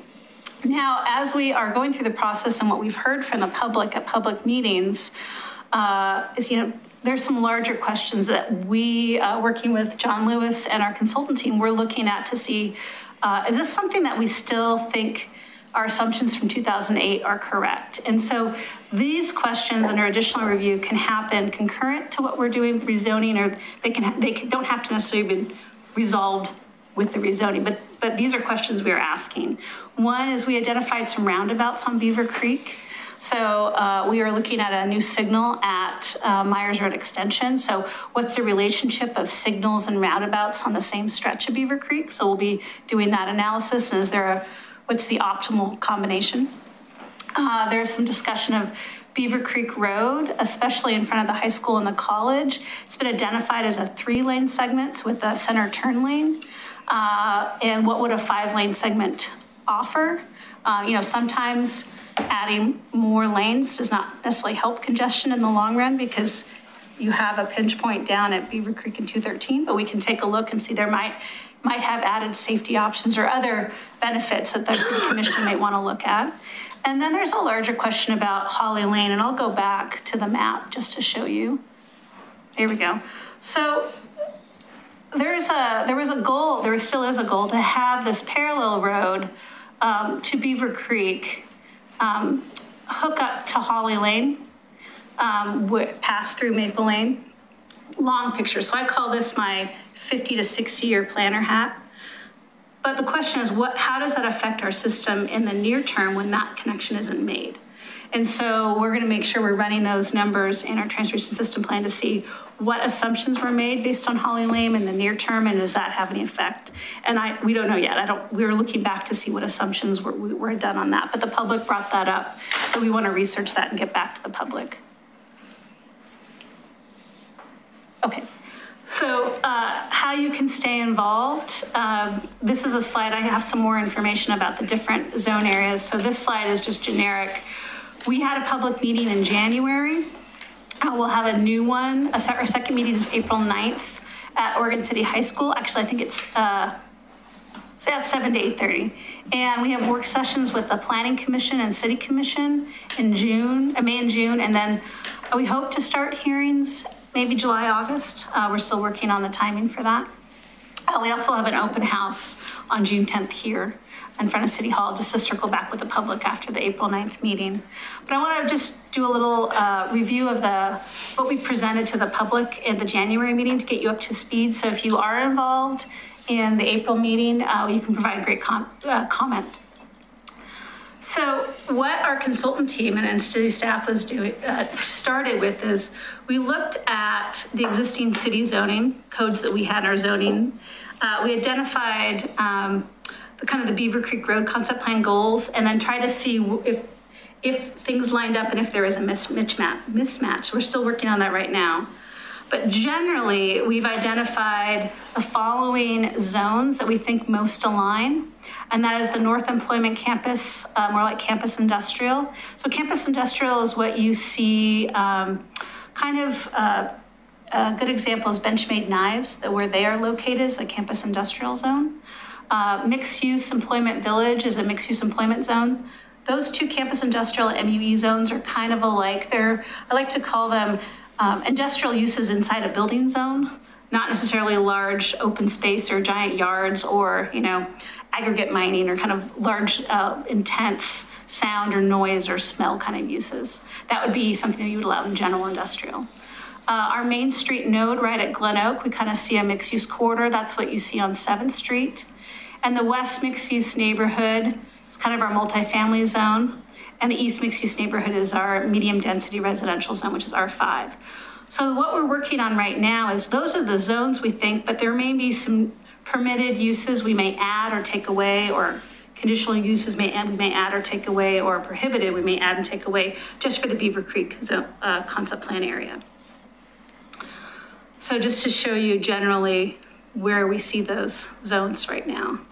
So these are kind of R2 and R5, mixed use corridor, mixed use employment, and campus industrial. So the Beaver Creek development concepts, what we heard, the question is how much residential design came out? Not as much. These are kind of the big things that we heard when we read through the document. Create a unique sense of place, so that has a little bit of design questions. Want sustainability standards was really encouraged. Connectivity in promoting multimodal linkages. So can you walk, can you bike, can you take transit there? Landscaping and perimeter compatibility standards specifically for the community just south, just in the county right next to the golf course, as well as just to the north. There's a subdivision, the very north of the concept plan area, as well as some of the county development to the east. And then required land use review to coordinate improvements. So there was a requirement for a master plan in the concept plans. We're trying to understand how best to work through that. Since 2008, there's been a fair amount of legal cases coming down through Oregon about clear and objective standards for housing and telling people to go through a master plan process and to show concurrency with a 60-page narrative document is not clear and objective. So we're working with our attorneys to try to figure out the best way to provide a clear and objective path for housing. So real briefly, the North Employment Campus, these are some examples of what could be allowed there. And we were asking the public in January what types of industries should be accommodated, that we want to have high wage jobs and high jobs density. So we don't want to zone something and have one employee per acre. That's not helpful for our jobs target in Oregon City. And is there any maximum size that we would put on? Is there too big of a development that would be too much and we would want to not allow? So those are some of the questions we asked the public. The mixed use employment village is a little more, it allows kind of more office use, things you would see kind of on 7th Street. A little bit of housing could be allowed. Could be some commercial could be allowed. Our little Main Street node on Glen Oak is really looking for a very pedestrian friendly block or two, maybe parking in the rear and, cafe seating in front, kind of that little community node where you can walk to that restaurant with your family after work or at lunch if you work in the North Employment area. So these are the questions we asked for mixed use. Are there any design requirements we should have? Should we require ground floor retail or should we let the market choose? What's the proportional of commercial or residential? Should we let the market choose everything or should we say we need to have a minimum of one of the two? The West mixed use neighborhood is our high density R2. So here's some example of high density residential, which is about 20 units an acre. It's about 1 unit for every 2,000 gross square feet of a lot. And that's the zone we have today citywide for multifamily. This shows kind of that R5, what a townhome or a cluster housing would look like if it wasn't a single family detached house. So some of the residential discussions were what type of housing types should be permitted, under what conditions, would commercial uses be viable if they were allowed, how important is to require an alley network. So that's some of the conversations that are happening right now with the Park Place and South End Road. And what tools should we look at for the transition and that buffering around the perimeters? So that all happened in January. We got some great feedback for the public. We had a meeting at Oregon City High School Library. We had a presentation. We broke up into groups and we wrote down lots of information. And we have a great comment tracker actually that we are going to be putting up online this Friday, I believe, and that we will track public comments all the way through the hearings process. So as all the next meetings happen. If you can, attend the April 9th meeting at Oregon City High School Library. If you can't, we'll probably as well do an online version of the questions. So the last meeting, for about 2 weeks afterwards, we had an online form you could fill out with different questions. And we brought that into our comment tracker and we got a fair amount of questions or comments. We'll probably do the same thing. So if you can't attend, follow our website, and should be a link on the TAC agenda today. It's also on the city's planning page on the top right-hand side of the blue column, the Beaver Creek Road concept plan. And follow our public tracking spreadsheet. And if you have any specific questions, I'll answer them tonight. But as I move forward, you can always email me. My email's above there, or ask John and he can come find me and answer the question. So that's my presentation. So I'm happy to take questions from the group and I can go back on the slide if we need. In your traffic analysis, can you model what happens when Meyer Road gets connected to 213 and Myers Road? That's an improvement that's coming in. So would that divert traffic from the overloaded Beaver Creek 213? I mean, could you actually analyze that? And I don't know, maybe Glen Oak goes all the way over to 213 as well. And if that's all connected and integrated, does that take movement off of 213 and Beaver Creek? Right, so they will, the model will incorporate those changes, John, even though the Myers Road's not built, but they would, not built yet. We're about ready to go. Myers Road should get built pretty soon. Should be built by the time the concept plan's in place, yes. You probably wish you had a traffic circle in there too when it goes in. Instead of a signal. Traffic circle. I'm just teasing you, at Myers Road. Oh, yeah, at Myers Road, we've got a signal there, and we've got a development right at that intersection that's proposing to build the fourth leg, so it's kind of, it felt like that decision to change to a roundabout would be a big change. Yeah, those are all great questions. We're just finalizing the scope with our sub-consultant to run those numbers and have that memo available. We'll hopefully have some preliminary findings at the April meeting, I hope. But if not, we'll share them as we find them. Is there multiple landowners or is there just a few? And so as long as they're on board, you don't end up with the inability to put a road through that needs to go through in a certain time. Yeah, well, timing is always there. There's probably a combination. There's a fair amount of large, but there's also some people who own some very small parcels. So it's probably a combination of both. I want to reiterate, and you of all groups know this, I'll go back to the overlay plan. The streets that are identified on this concept plan are conceptual. So actual street locations will happen at the time of a development application. And development application, you're required to do shadow platting. So the first one in, you get the joy to pay for the shadow platting. Granted, you get a little bit of the control, but we have to make sure that the shadow plat that has been identified generally meets the concepts of these road areas, but then we also understand how it will be implemented over time, over cross borders. So generally we like streets, if we can, to hug between two property lines. So different, we can do half streets at different times, and we don't want a shadow plat to go through a lot where it really prohibits the implementation. So we will look at that shadow platting, kind of the detailed at the time of development. But these are kind of guiding principle main street locations, but there are some block densities for subdivisions. So for example, in the east mixed-use neighborhood and west mixed-use neighborhood, there's another level of block streets we just don't see here. These are kind of these larger big picture connections we want to see, but the final street layout will happen at the time of development.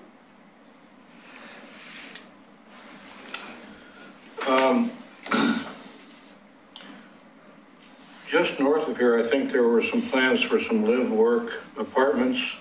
Yes, right here. Where's Myers Road? Right here. Right there. Oh, okay. Yeah. Now, if I remember right, the sewer is at absolute capacity there. And if you develop this new area, what in the world can we do about the sewer capacity? Well, infrastructure itself, and in conjunction with that, it sounds like a Beaver Creek Road expansion is kind of a catch-22, where if you expand Beaver Creek to handle the new developments, you're still stuck with a pinch point at Highway 213, which, of course, they've just gone through a whole process of trying to improve that intersection without too much success, except that new on-ramp. So I'm going to answer some of the questions, and I'll send some to John, so I'll attempt first, and you come in and pinch it for me. So the sewer, the live-work apartments that are kind of right across from the high school, this was an odd situation where they were actually in the old 1980 UGB. There were a couple little parcels on the east side of Beaver Creek Road that were in the old 1980 UGB. They're in the concept plan boundaries, but when they annexed, we were required to give them a zone because they were not bound by the concept plan. So the mixed use corridor zone, which actually were not identifying for them, but mixed use employment would be their new zone. But they were approved for an apartment complex that had live work. It was approved. They're in the building permit process, and they're kind of taking their time. And so people have asked, and they will stay within the building permit process until they time out. And so as far as we know, they're just moving really slowly. So, and if for some reason they did time out and we rezoned, they would start again and do something that met the zoning. But as far as we know, it's still moving forward. In this situation, they were able to gain access from the sewer on Glen Oak Road, and because of its depth, that was about as far as it could go. The new sewer expansion we're looking at is coming down from the north, and the city, through an economic development grant, was able to extend the sewer. And John, did it go all the way to Claremont? It goes close to the high school. Close to the high school. So we're not all the way there, but we're close. So that will have to continue and be added on to add that capacity for sewer. So in the situation with the multifamily, they kind of were able to use the last bit of capacity that was in that sewer pipe coming off of Glen Oak Road. So basically no one else can hook into that system. We're going to have to look at capacity coming from the north. Am I right there for most of that? Yeah, maybe I can simplify it a little bit. When that developed, we hadn't built the sewer line out in Beaver Creek Road, and getting sewer all the way there for that one development was not really a project that penciled. So they submitted on a plan that required them to do a fair amount of upgrades and contribute a fair amount to future capacity for the sewer line that goes towards Highway 213, if you will, out Glen Oak Road. But now with the extension that we did last year, they're much closer to it, and in combination with some other development out there, I think they're looking at, instead of going through the Glen Oak Road area, which had the capacity limitation, spending that money on the Beaver Creek Road extension, and that isn't a capacity problem. Yeah, and then with regard to your concerns about the Beaver Creek 213 intersection, this committee spent a lot of time on that. So as you know, we went through the alternate mobility study, which assumed full build out of this area. And yes, we're going to see more congestion there, but with that right turn lane, dedicated right turn lane, and what I think they're calling, I don't know if they've landed on a name exactly, but an acceleration lane, that was that project with a couple of other pedestrian improvement projects was determined to get us to a standard that we could live with, although it exceeded the current state standard. So that's what required the Oregon Transportation Commission to make a special decision for this project or this area. So, so how would that affect your your sales pitch to industries that would want to move into this new area? Yeah, we are definitely talking to the, to groups that are looking at making things and sending them back out again. We've actually heard about looking at the freight route and freight timing. They actually do things at like 10 a.m. They don't want to move freight during rush hour. And the AM peak is actually like 7 o'clock or something. That's really early for Oregon City for where we have the congestion. And so moving freight is not necessarily as much of an impact for folks that are looking at that, making things and sending them out. We're still having that larger conversation.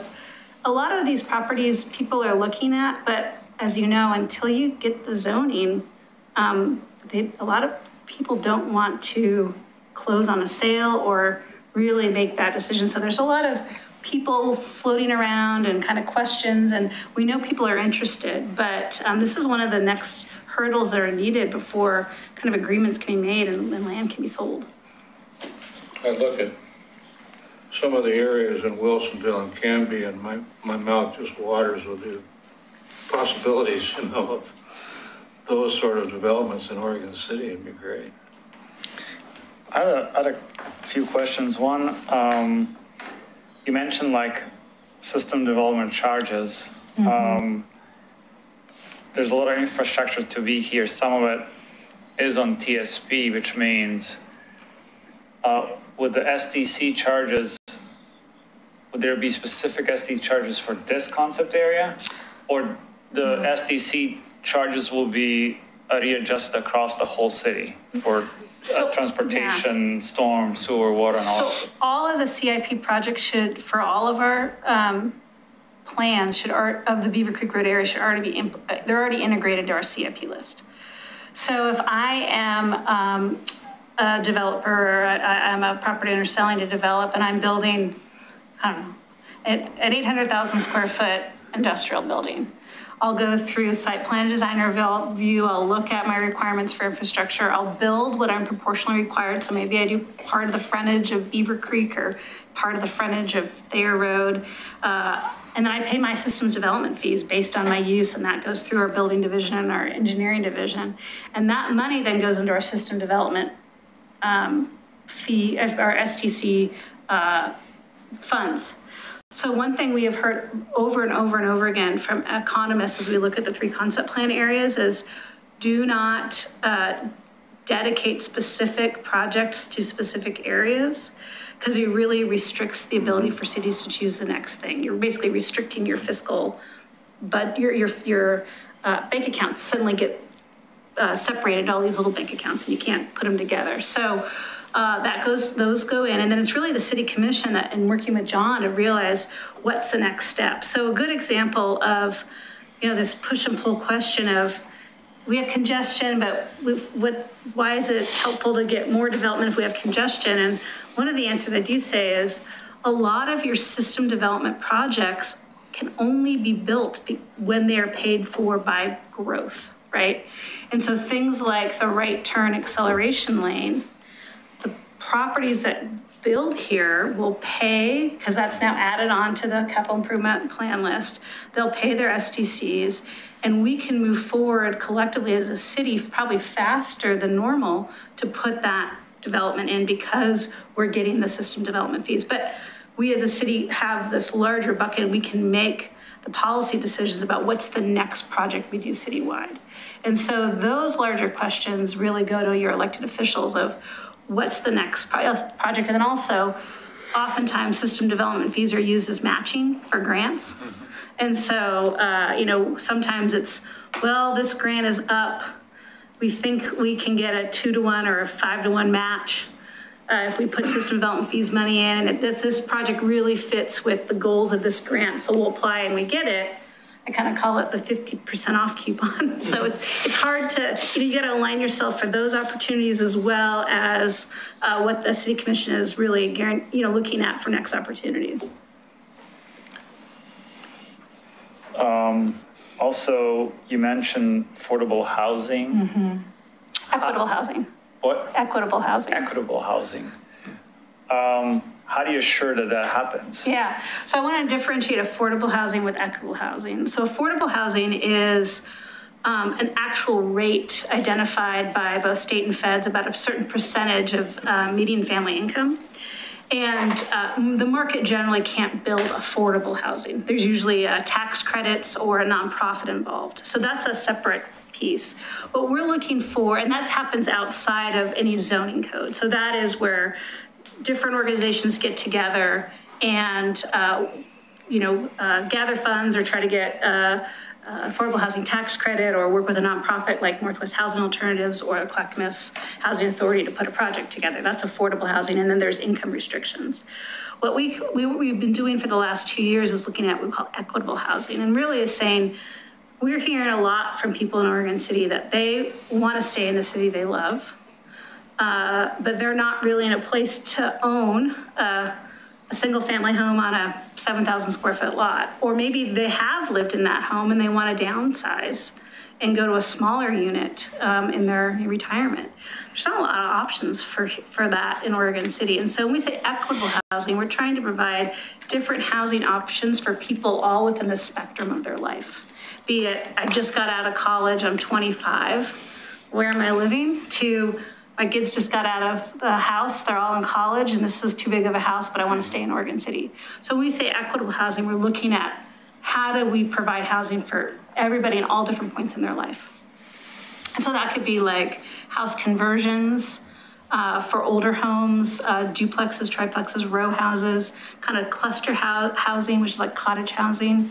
So those are some other opportunities, but for all these zones, like the medium density R5 zones, single family housing is a permitted use. So some of the conversations we're looking at for zoning is, do we just say, here are all your options, let the market figure it out? And if the market wants to choose all R5 subdivisions, well, the market chose that. Or do we have to require a minimum number of different units other than R5? So that's that community conversation we're having. You showed in your presentation that development review process is like 1 to 2 years. Mm-hmm.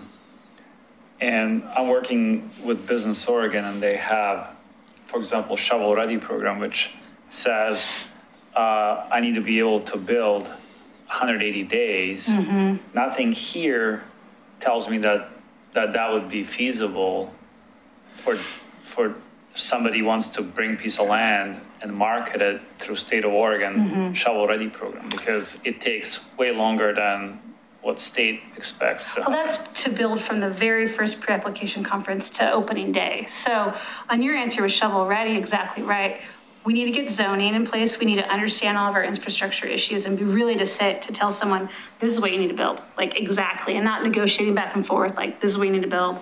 And then, 180 days falls within the Oregon land use process. So, we can get a site plan and design review out, and we're bound to do it within 120 days of submitting. So, we can move to try to get more shovel ready. And we say 1 to 2 years. This is really for the public who go from the moment that someone is interested in development and coming to the city at the front desk to they cut the ribbon on the opening day. It takes about, might take about 1 to 2 years. That depends on how quickly people move. Sometimes it's the applicant who's moving slow because the market, it's hard to get consultants to, get you what you need. So the shovel ready aspect and working with Business Oregon is something our economic development department is really interested in. There's a regionally significant, the RESIS designation. There's a kind of a designation to help kind of incentivize development in this kind of North Employment Campus and availability for that and other programs through Business Oregon. So we are looking at that. But I think the first step is we have to zone first. No, I understand once the zone, but if your process, once zoning, and let's say I own or acquire a piece of land and it's going to take me a 1 year to go through a land use, for example, that's not acceptable.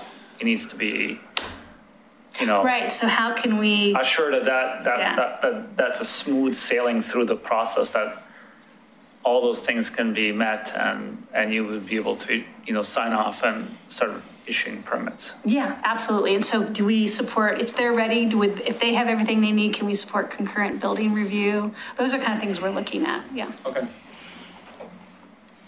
I have a question about the code amendments. Sure. I'm trying to see if form-based code or lane code is being considered in this area. Oregon City has not pursued a form-based code, but after 17 years, I can kind of tell you, we have a narrative version of a form-based code. If anybody knows what form-based, does anybody know what form-based code is? So it's kind of, you look at, it's a nice, really descriptive book that kind of really explains the urban design of a place. And it matters less what goes in, but what it looks like. And Oregon City just has never been in a place to adopt kind of that pretty picture booklet. So what we've tried to do over the years is take the goal of a form-based code of trying to, what are the really important, I call them the Lego, like where you put the Legos on the lot, where the size, massing, location of things and how we get that right. And so we've tried to translate form-based code goals into a narrative. So for example, in Oregon City, to try to create more of a pedestrian-oriented experience for new development, we don't allow parking lots in front of buildings. And so built parking lots are to the side and behind. We do that through a narrative code rather than a nice, pretty picture. So I like to say we have a narrative form-based code. Cool, thank you. So as this develops, is there use of the planned unit development? Is that a possibility? Yeah, in Oregon City, we don't have a planned unit development or PUD code, but we have master plans, which can be done. And absolutely, private development can come in and come up with a master plan. And one nice thing about master plans is you can go to the planning commission and you can amend city code.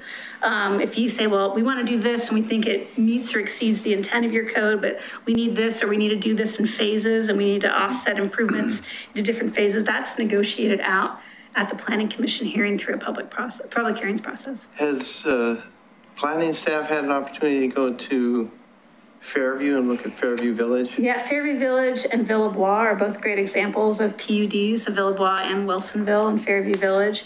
I think we're really looking forward if private development, we can't force a PUD, so we're really, we're open if private development is interested in doing PUDs or master plans. I saw on the planning's end, it's nice because you can think through things in big pictures and you can look at infrastructure timing. It's actually harder when little things come in one at a time and you're trying to look at proportional improvements. So we like planned unit developments and master plans because we can really look at the large scale impacts and see how they can be phased. Final question on the industrial part there. Has there been discussions about, or is there enterprise zones up there? I think we are. Are we an enterprise zone? I think this is an enterprise zone area. Yeah, because that should provide a good carrot. Oh, no, we're an opportunity zone. Sorry, that's another, opportunity zone is another investment incentive, yeah. And I know most cities don't do it here. I've talked to John on occasion, but sometimes to get a coordinated development when you don't have one big landowner is you force the development of some roads. You use eminent domain and you turn around and assess them for their fair share so that the development proceeds as it's planned, and you can't have one property owner blocking the whole thing. Well, that's always an option in Oregon City. But the other thing we're looking at, and once again, this is kind of different than the zoning, that's kind of the next steps, is there's advanced finance districts, which is another option. Two developers that I know of over time have done that, where, for example, the Maple Road area pond was oversized by one developer. And then as subsequent subdivisions came in, not associated with his development, he was paid back over time. There was another sewer expansion in South End that did that, where subsequent subdivisions were paid back, but that's that larger negotiation. There's local improvement districts, which you kind of have to all be involved in. It is an option. So those are all ways of kind of looking at implementation of infrastructure all at once, but kind of figuring out who pays. John, we did talk to, there's been a variety of development teams that have been interested in this Beaver Creek concept area, and we've, some of those tougher areas to develop, I'd say that area that's off to the I guess it would be the west of Beaver Creek Road between the community college and the high school. There's a bunch of several long lots back in there. Where it says environmentally sensitive resource. Trying to area. get, between the environmental sensitive area, between the power lines, and between the existing properties, trying to get Loader Road through there. We talked to them about the idea of doing a local improvement district, because that would be good for, all those property owners, assuming they were interested in seeing something different than what's there today. And, I think it's understood that code exists and it's pretty user friendly, but that's how you get shovel ready stuff in part 2 by assessment district. Yeah, get it set up. But how do you, I guess, following on John, and I'm looking this map and let's say I'm trying, I have a bunch of land, but I have a road that I need to get through the mixed employment, and that owner is not keen of doing anything for next 10 years. I can't do anything. Will there be something that can force this individual to dedicate the right of way, or? So there's something in the zoning code. So this is where I kind of put my planner hat out and say, zoning code can only do so much. Mm-hmm. So there's larger city policies or questions that have other opportunities. Now, luckily, south of Loader Road, we kind of, except for the smaller parcels, we kind of have 2 families that own the parcel south of Loader. So that's helpful as we move forward. Those areas will probably develop in 2 chunks. So that is helpful. Yeah, condemnation is not a word we take lightly, but it's a tool in the toolbox and gets used. It can be used. Yep. But that's a decision of the city commission and kind of a larger policy direction. Yeah. I got a couple of questions, just because I always have a couple of questions.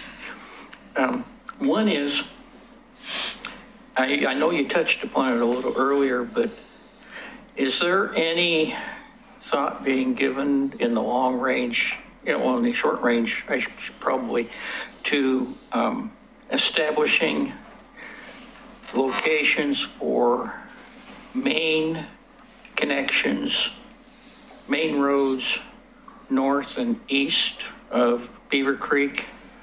The locations, so that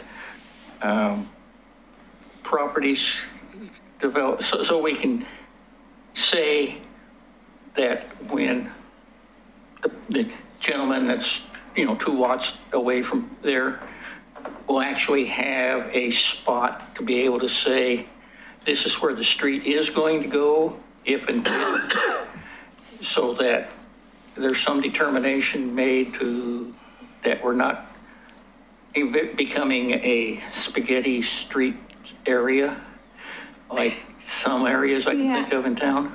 Connectivity is really important, and really as of 2003, we've required connectivity analysis and how to make sure that your street location works for the larger network and things like Holly Lane. So even if you are farther south, but you kind of are starting that trajectory, you might have to kind of shadow plat it out. It's not a legal plat where it's just it's a plan that we keep using to keep further refining. But that's how development works for these roads, is the first development in has to kind of spend the money to do the shadow plat, and then we have to, through a public hearings process, work with the property owners next door and identify, is this makes sense for the best alignment. That's where these larger annexation areas, like Park Place, make so much more sense to the planning of that, where you can actually have a large enough piece of the pie to master plan it, so that you can answer questions like,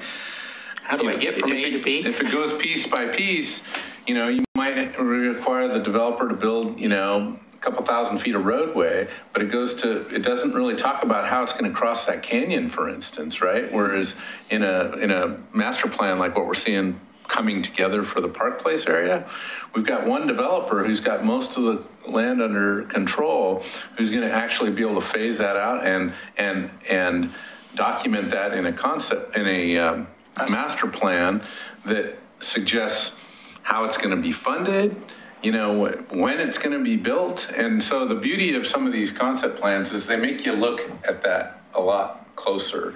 And it'd be nice if we had, in this one, after we get through the zoning, some of those property owners with a lot more at stake because they have ownership rights to pursue a master plan. That would be ideal. Which kind of leads me to the other question I have is, what role can we have in facilitating this as a committee, not as independent citizens, but as a sitting here committee? Yeah, I think it would be great if, Christina, there's at some point going to become an actual legislative adoption process for the code changes and the zoning, adoption of zoning. And right? the shadow plan? Is that true? No, that will be at time of development of any individual application. But this work that you're going through right now, there's an adoption process. Yeah, our goal is to start the hearings process in late July or August. So I could come, by the time we get to July, or let's see, you are the end of the month, right? So I could come at the July meeting or the August meeting. July, August. July, August, we don't meet. Oh. We could. But you're welcome to come anyway. I'll just put the camera on me, I'll talk to space. Yeah. So that's one option, I can come back. I think we'll still probably be hearings in maybe we might be finished September. I won't be here at the end of June, so I can't, but Flora can come, she could present, but we'll do what we can to get the information back to you. I'd like to suggest if we can make a difference, to go ahead and have a special meeting in July or August.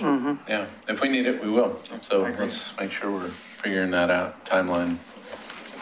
All right, We well, can do thank it in you. June, great. If we can't, I have one we'll do something else. I have one question. Oh, sure, yeah. Has Henrici Road, Redland, that been considered for transportation? Well, Henrici is outside the urban growth boundary. Right. So it's that collaboration with the county, right? So, as you know, cars don't care where jurisdictions are. So we know at these urban edges, we have this collaborative discussion with the county. And as we look at both of our TSPs, what projects the county has and what projects we have, but the city won't be spending our TSP money on projects outside of our urban growth boundary, and especially city limits. And so it's that collaboration with the county. But Henrici Road does go, between the two, but it's not at this time will be upgraded to an urban form because it's not inside the urban growth boundary. So the county, if they have any projects, they're probably looking at safety projects. It's not a capacity project. Right, for this one, the more important one is Holly Lane. Holly Lane is going to be both in this concept plan, it goes outside the city and then comes back into the Park Place concept plan. And, trying to get the county and the greater community members that live out there wrapped around the idea of extending Holly Lane, that's been a problem. And So you can incorporate Redland Road. Redland Road would become, that's kind of the destination for the Holly Lane. For the Holly Lane. Yeah. But you mentioned that's more like a 50 years out. Well, the problem is we can build. Well, I would say this, one of the work items that we're doing right now, aside from analyzing Beaver Creek Road, is it's been important to me to make sure we look at Holly Lane, because if the timing of Holly Lane matters, like I think it matters, right? We do have a bottleneck at Beaver Creek in 213, and a lot of that solution involved the connection of Holly Lane. So when do we hit that threshold? What's the timeline look like for that? Can we do it? Do we need to do it in 15 or 20 years, or is it a 50 or 60 year solution? That's part of the analysis that we're working with DKS to kind of resolve. I was looking here, you're creating employment center. You said 5,000 jobs and some housing, right? But the Park Place is mostly housing, right? And they got to go down, like use that bottleneck and put more congestion on 213 and all that stuff, rather than being able to come into the employment center. Except for, traffic flows both directions. So we've got a lot of people out east on the county roads, and we've got a lot of residential in the Park Place area that may very well have employment or want to get to this area, as opposed to going out onto Redland Road or out into Abernathy Road, into that town center, or down through Main Street, right? So there's a distribution of trips. Is the majority of the trips pointed at 213? Yeah. Yeah. No, just thinking you're creating employment center. Yep. And you're creating housing center. And True, but we also have a city that is under employed inside their city limits. So, the larger question, if we want to help our jobs housing imbalance, adding more jobs inside the city limits for Oregon City residents. Now, granted, it's a macro analysis, so I can't guarantee every single person who works there also lives in Oregon City, because the economy is the economy. But, one of the best things we can do to reduce trips out onto 205 is to provide more job opportunities for our residents. And so, and then also, and a great example, real quick story, when the Arch Bridge was being worked on, 2012, a lot of Main Street business owners are really worried that they were going to lose all their Westland clients because they didn't want to do 205. What they found is they did do that, but they also gained a ton of more Oregon City clients that hadn't really thought about going downtown yet, but because of the congestion, they went downtown. So, there are a lot of people, the more amenities we can provide inside our city, the more reasons we give people to go visit the business in Oregon City and not get in your car and drive to Clackamas Town Center. So providing more of these amenities, I think, is helpful in that macro sense too. I agree. I'd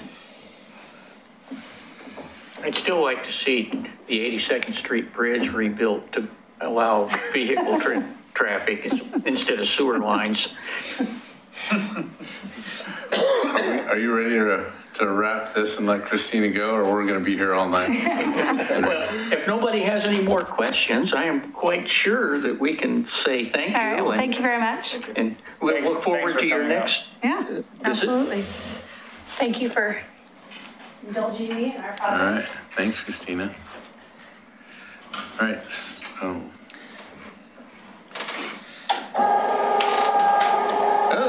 Okay, John, it looks like you're up next. Yeah, and I'm going to accelerate a couple of the things that I wanted to talk about. And Jason's here, so he wants to talk about striping as well. But the first item is funding for street work. And really, I don't have a graphic for you. It's just we're in the middle of budget season right now. And so it's been helpful it's always good to look at our budget, but it's kind of been helpful because we've got a couple of big projects that are looming, the Myers Road project, and that we've been talking a fair amount about, and the Malala Avenue project, which I'm going to cover this one right now. So Malala Avenue, we've got open house tomorrow night. It's out on First Street at the Public Works. Well, it's not the Public Works. It's the Oregon City Operations Complex. And so let me get that name wrong. It's in that building. Obviously, that building's really just warehouse space, but we're going to house in there from 7 to 9 tomorrow.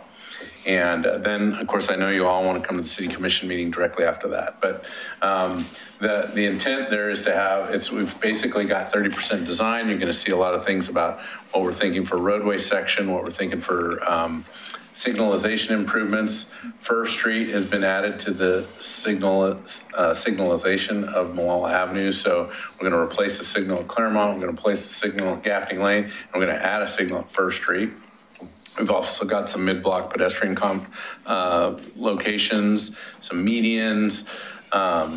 We've got some bike lanes with, I think in some places we're able to squeeze in a separated bike lane.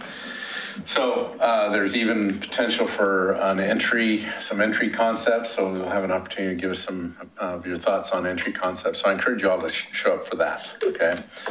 Is it open house format, like yes, come and go? Open house, come and go. Or is it sit down and listen? No, there's going to be somebody there to welcome you, and then there's going to be some stations for you to kind of learn about the project and provide input. So be there or be square. I think in your notes you said you were starting to suspect there's going to be some more increased cost for infrastructure or something like that? Yeah, we're tracking the costs. We've added a water line as part of the idea of future service to the south and east, just trying to think about how to move water out that direction. So we've added a 18-inch water line into the project. We added the First Street signal. That's an add. So if I can flip back to the funding for street work, we've been reserving a fair amount of money just because we knew we had to fund the match. If you remember, we got a $4 million, just under $4 million grant, and we had dedicated street pavement maintenance and transportation SDC funds to this project. But still, just knowing the cost of construction and knowing where bid prices have been going, and just knowing the potential, we submitted that application with a very, very conceptual grant. And so as we get and learn more and more about the details of that one, we're learning more about the existing road section and the fact that there's not a lot of base under that existing road section. So we're likely going to have to reconstruct the majority of that roadway. So all those things mean costs, not necessarily more costs, but we're seeing tighter and tighter. Our project manager is saying, we need to reserve some funding for the First Street signal, for instance, which wasn't part of that, or the water line. The water line should be coming out of different funds anyways, out of your water SDCs or it is budget. It is, but it's still, those aren't as healthy as even the transportation fund are. So, anyway, just kind of wanted to touch on the fact that,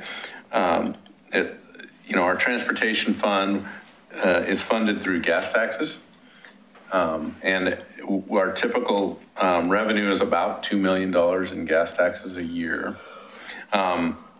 We also received a little shot in the arm with House Bill 2017, which provided a little more funding, which at the tune of around $600,000 a year for that. So those are good.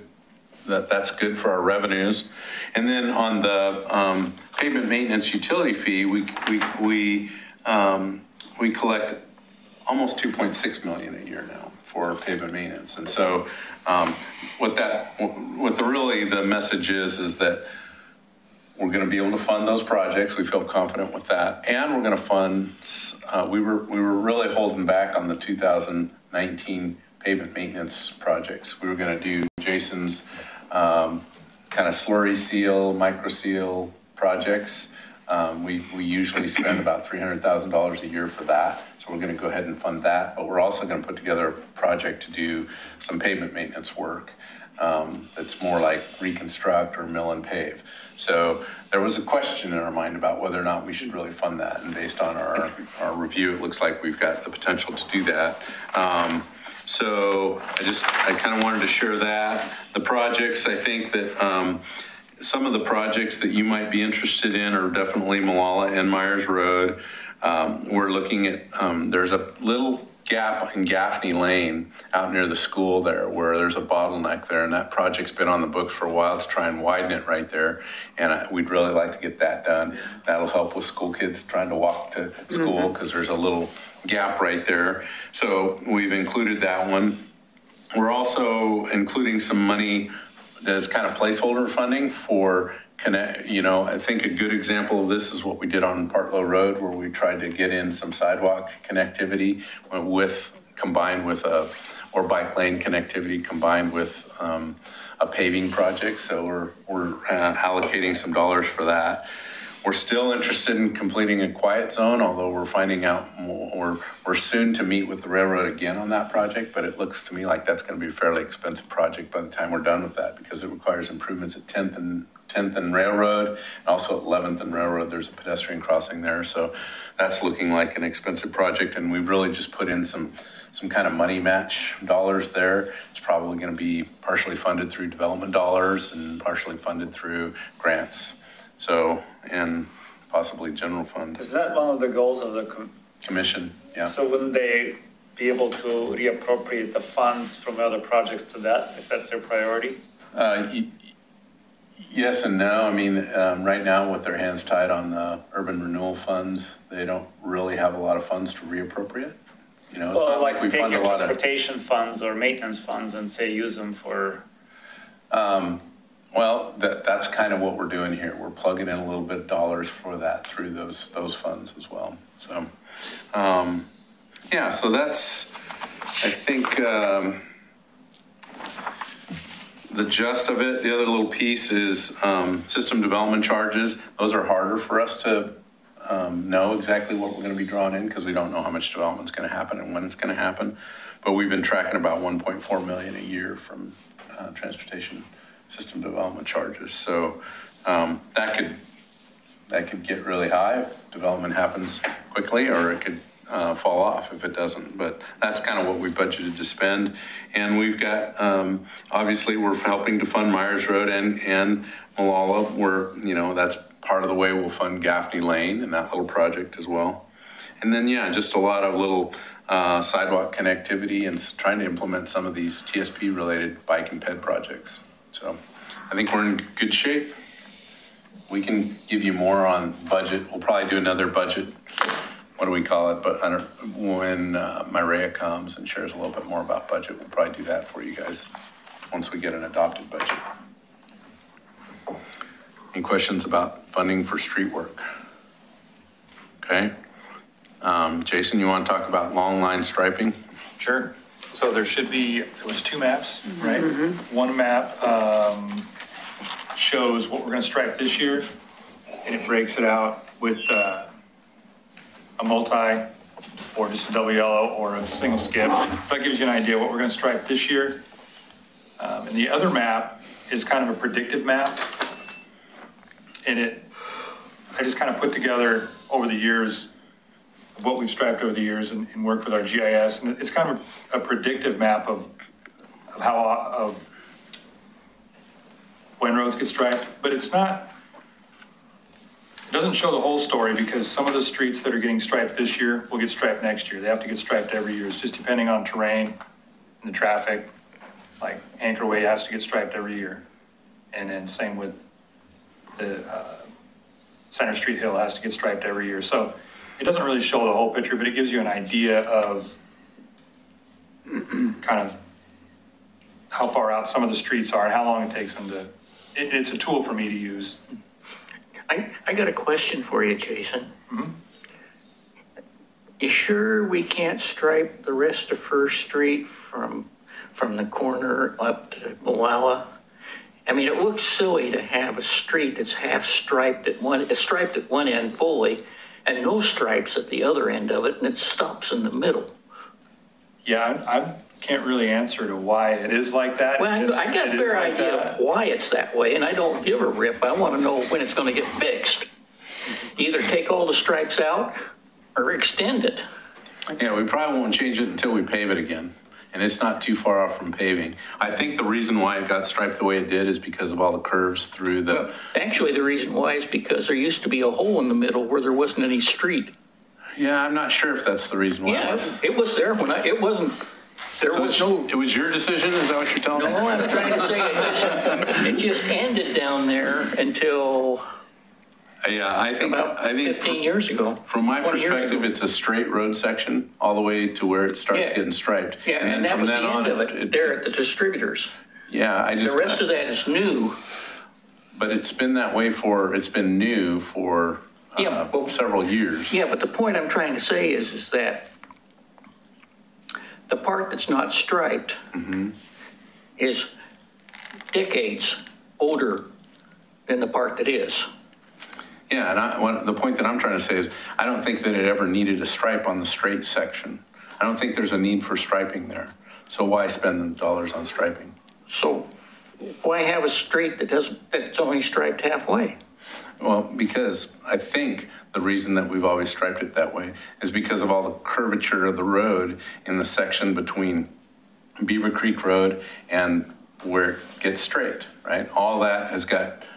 There's horizontal curves throughout all that section there. Yeah, true. So I think that's why it's been striped that way.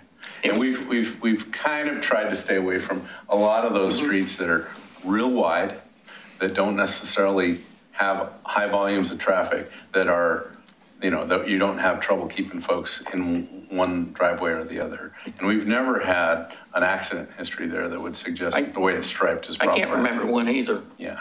I don't know if maybe it would have something to do with the on-street parking from the old section. Basically, when they built the new one, striping was part of the requirement for building the new one. Right. And so it was, from We day would have to one, it stripe was bike- striped just because it had to be in order to get passed. Yeah. I'm just wondering if to match what's, No, you gotta wasn't- put your bike lanes in and everything, and then you would eliminate all that on-street parking that's been there forever. I don't know. But that's why it's striped, is just You got because a it was question a over here, requirement. Chairman? You got a question here? Since many cities have a policy for putting bike lanes in when you do striping of roads, does Oregon City have a policy on the books for that, or is that something we should look into? I just wanted to look at striping these roads and like the green line from Malala Avenue, multi-striping. There's a lot of bike lane gaps along that stretch, especially along near the shopping centers. And I don't know if bike lanes are being included in the striping or if that's only for car lanes. Just wanted to look into that. This, what this is matching what's already there.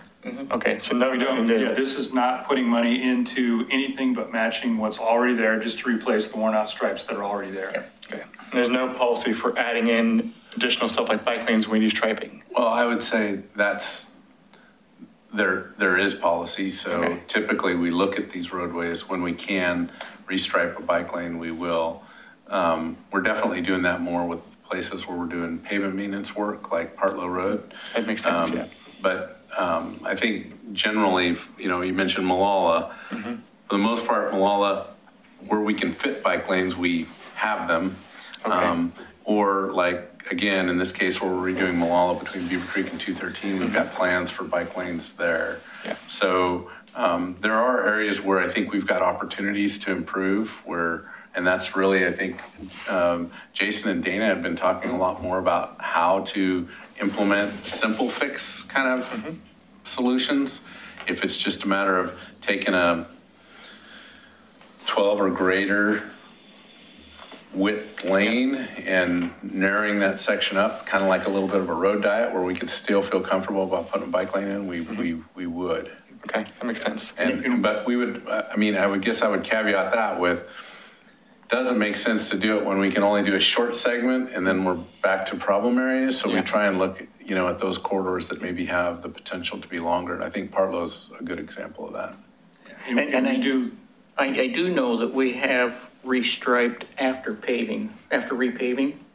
I know we have changed the striping after that, so that's probably I think best way. Warner Milne is a good example of that, where, we did a little bit of we used to have a turn lane on Warner Milne, and now we've just got the center stripe and no parking, but there's bike lanes on either side of that. So, we look for those opportunities. And that comes in more to play when we do like a big chip seal on a road that maybe didn't have the correct bicycle. And I talk with Dana and we figure out maybe if we can narrow a lane down to get the bicycle lane connectivity, but just the long line striping, we're not going to spend the money to grind off a line to then put a new line 2 feet over. Got it. But if we're doing a seal on that road that eliminates all the lines, then we do definitely take a look and see if we can change something up to create bike lanes or whatever we need to do. Thank you. Jason, so do you guys stripe yourself or you contract? Contract from the county. Oh, county does it for you. You'll see on there's the two maps and then there's the spreadsheet kind of. So the ones that say PMUF sometimes, or they might say project, what do they say? PMUF. Some of those are going to be done by the county and some of those might be done through a contractor, if we have a contractor contracted to stripe with that project. Like if we've got a contractor contracted with our slurry seal, then they'll stripe that. And normally we'll put that in a thermoplastic rather than a paint. I was just curious, it doesn't seem like a lot of striping. It's probably like, a few day job for a county or somebody. Yeah, that's what they use it as filler work. Okay. They fit us in between other cars. Yeah. I know I've seen them go by my house at 5:30 in the evening. That was pretty much all I had on the striping. Okay. So I already mentioned the Malala Avenue Streetscape Project. The other one's National Night Out. So I did learn that the National Night Out is going to be, I forget the date, August 24th, I believe. And they're going to do it down at the end of the Oregon Trail. They're interested in having city committees represented there. So we're going to want to do that. I thought we were going to put together a little subcommittee meeting on that. Probably need to do that because it'd be nice to figure out what we're wanting to do there before summer in case we don't meet. I'd like to be able to get materials and whatever we're going to do there. And I thought we talked a little bit. I know you guys met as a subcommittee. I'm pretty excited about doing, because of the number of children that are there, it'd be nice to focus on, you know, crosswalk safety or something child related. So, yeah. Ed, do you still have that stuff from the last one? I'm sure I do. I think I'll have to go home and look. So maybe, can you work with, I can't remember, it was Henry and Ed? It's Bob, Ed, and Henry. Yeah, and Ed mostly had the stuff because he was better at it than the other two of us. Okay. Well, and if there's any other interest, we could get together and do a little powwow on what we can really bring to that. So that's it. Okay. Any communications from any outside world that we need to know about? I'd like to know if we'll be privy to tonight's vote. I'll email tomorrow. I'll send out an email after I tally everything up. Thank you. Anything else? The appointment's still subject to the mayor. Right. That's right. Yeah. I know all about that. We all know all about that. Any future agenda items that anybody wants to bring up? I have one. The Clackamas County has approached me about presenting it regarding the transportation safety plan they're creating for Vision Zero. And so they want to be on a future agenda to discuss their plan. So can you give the information to Kim? Yeah. Is that Joe Merrick or is that somebody else? It is, I'll look at my email. But okay. Yeah, it's going before the county board next week. So if you are want to do any public comments, it's going before the county board next, I think, a week from Thursday. So. Okay. Yeah. Anything else? Anybody? Anywhere?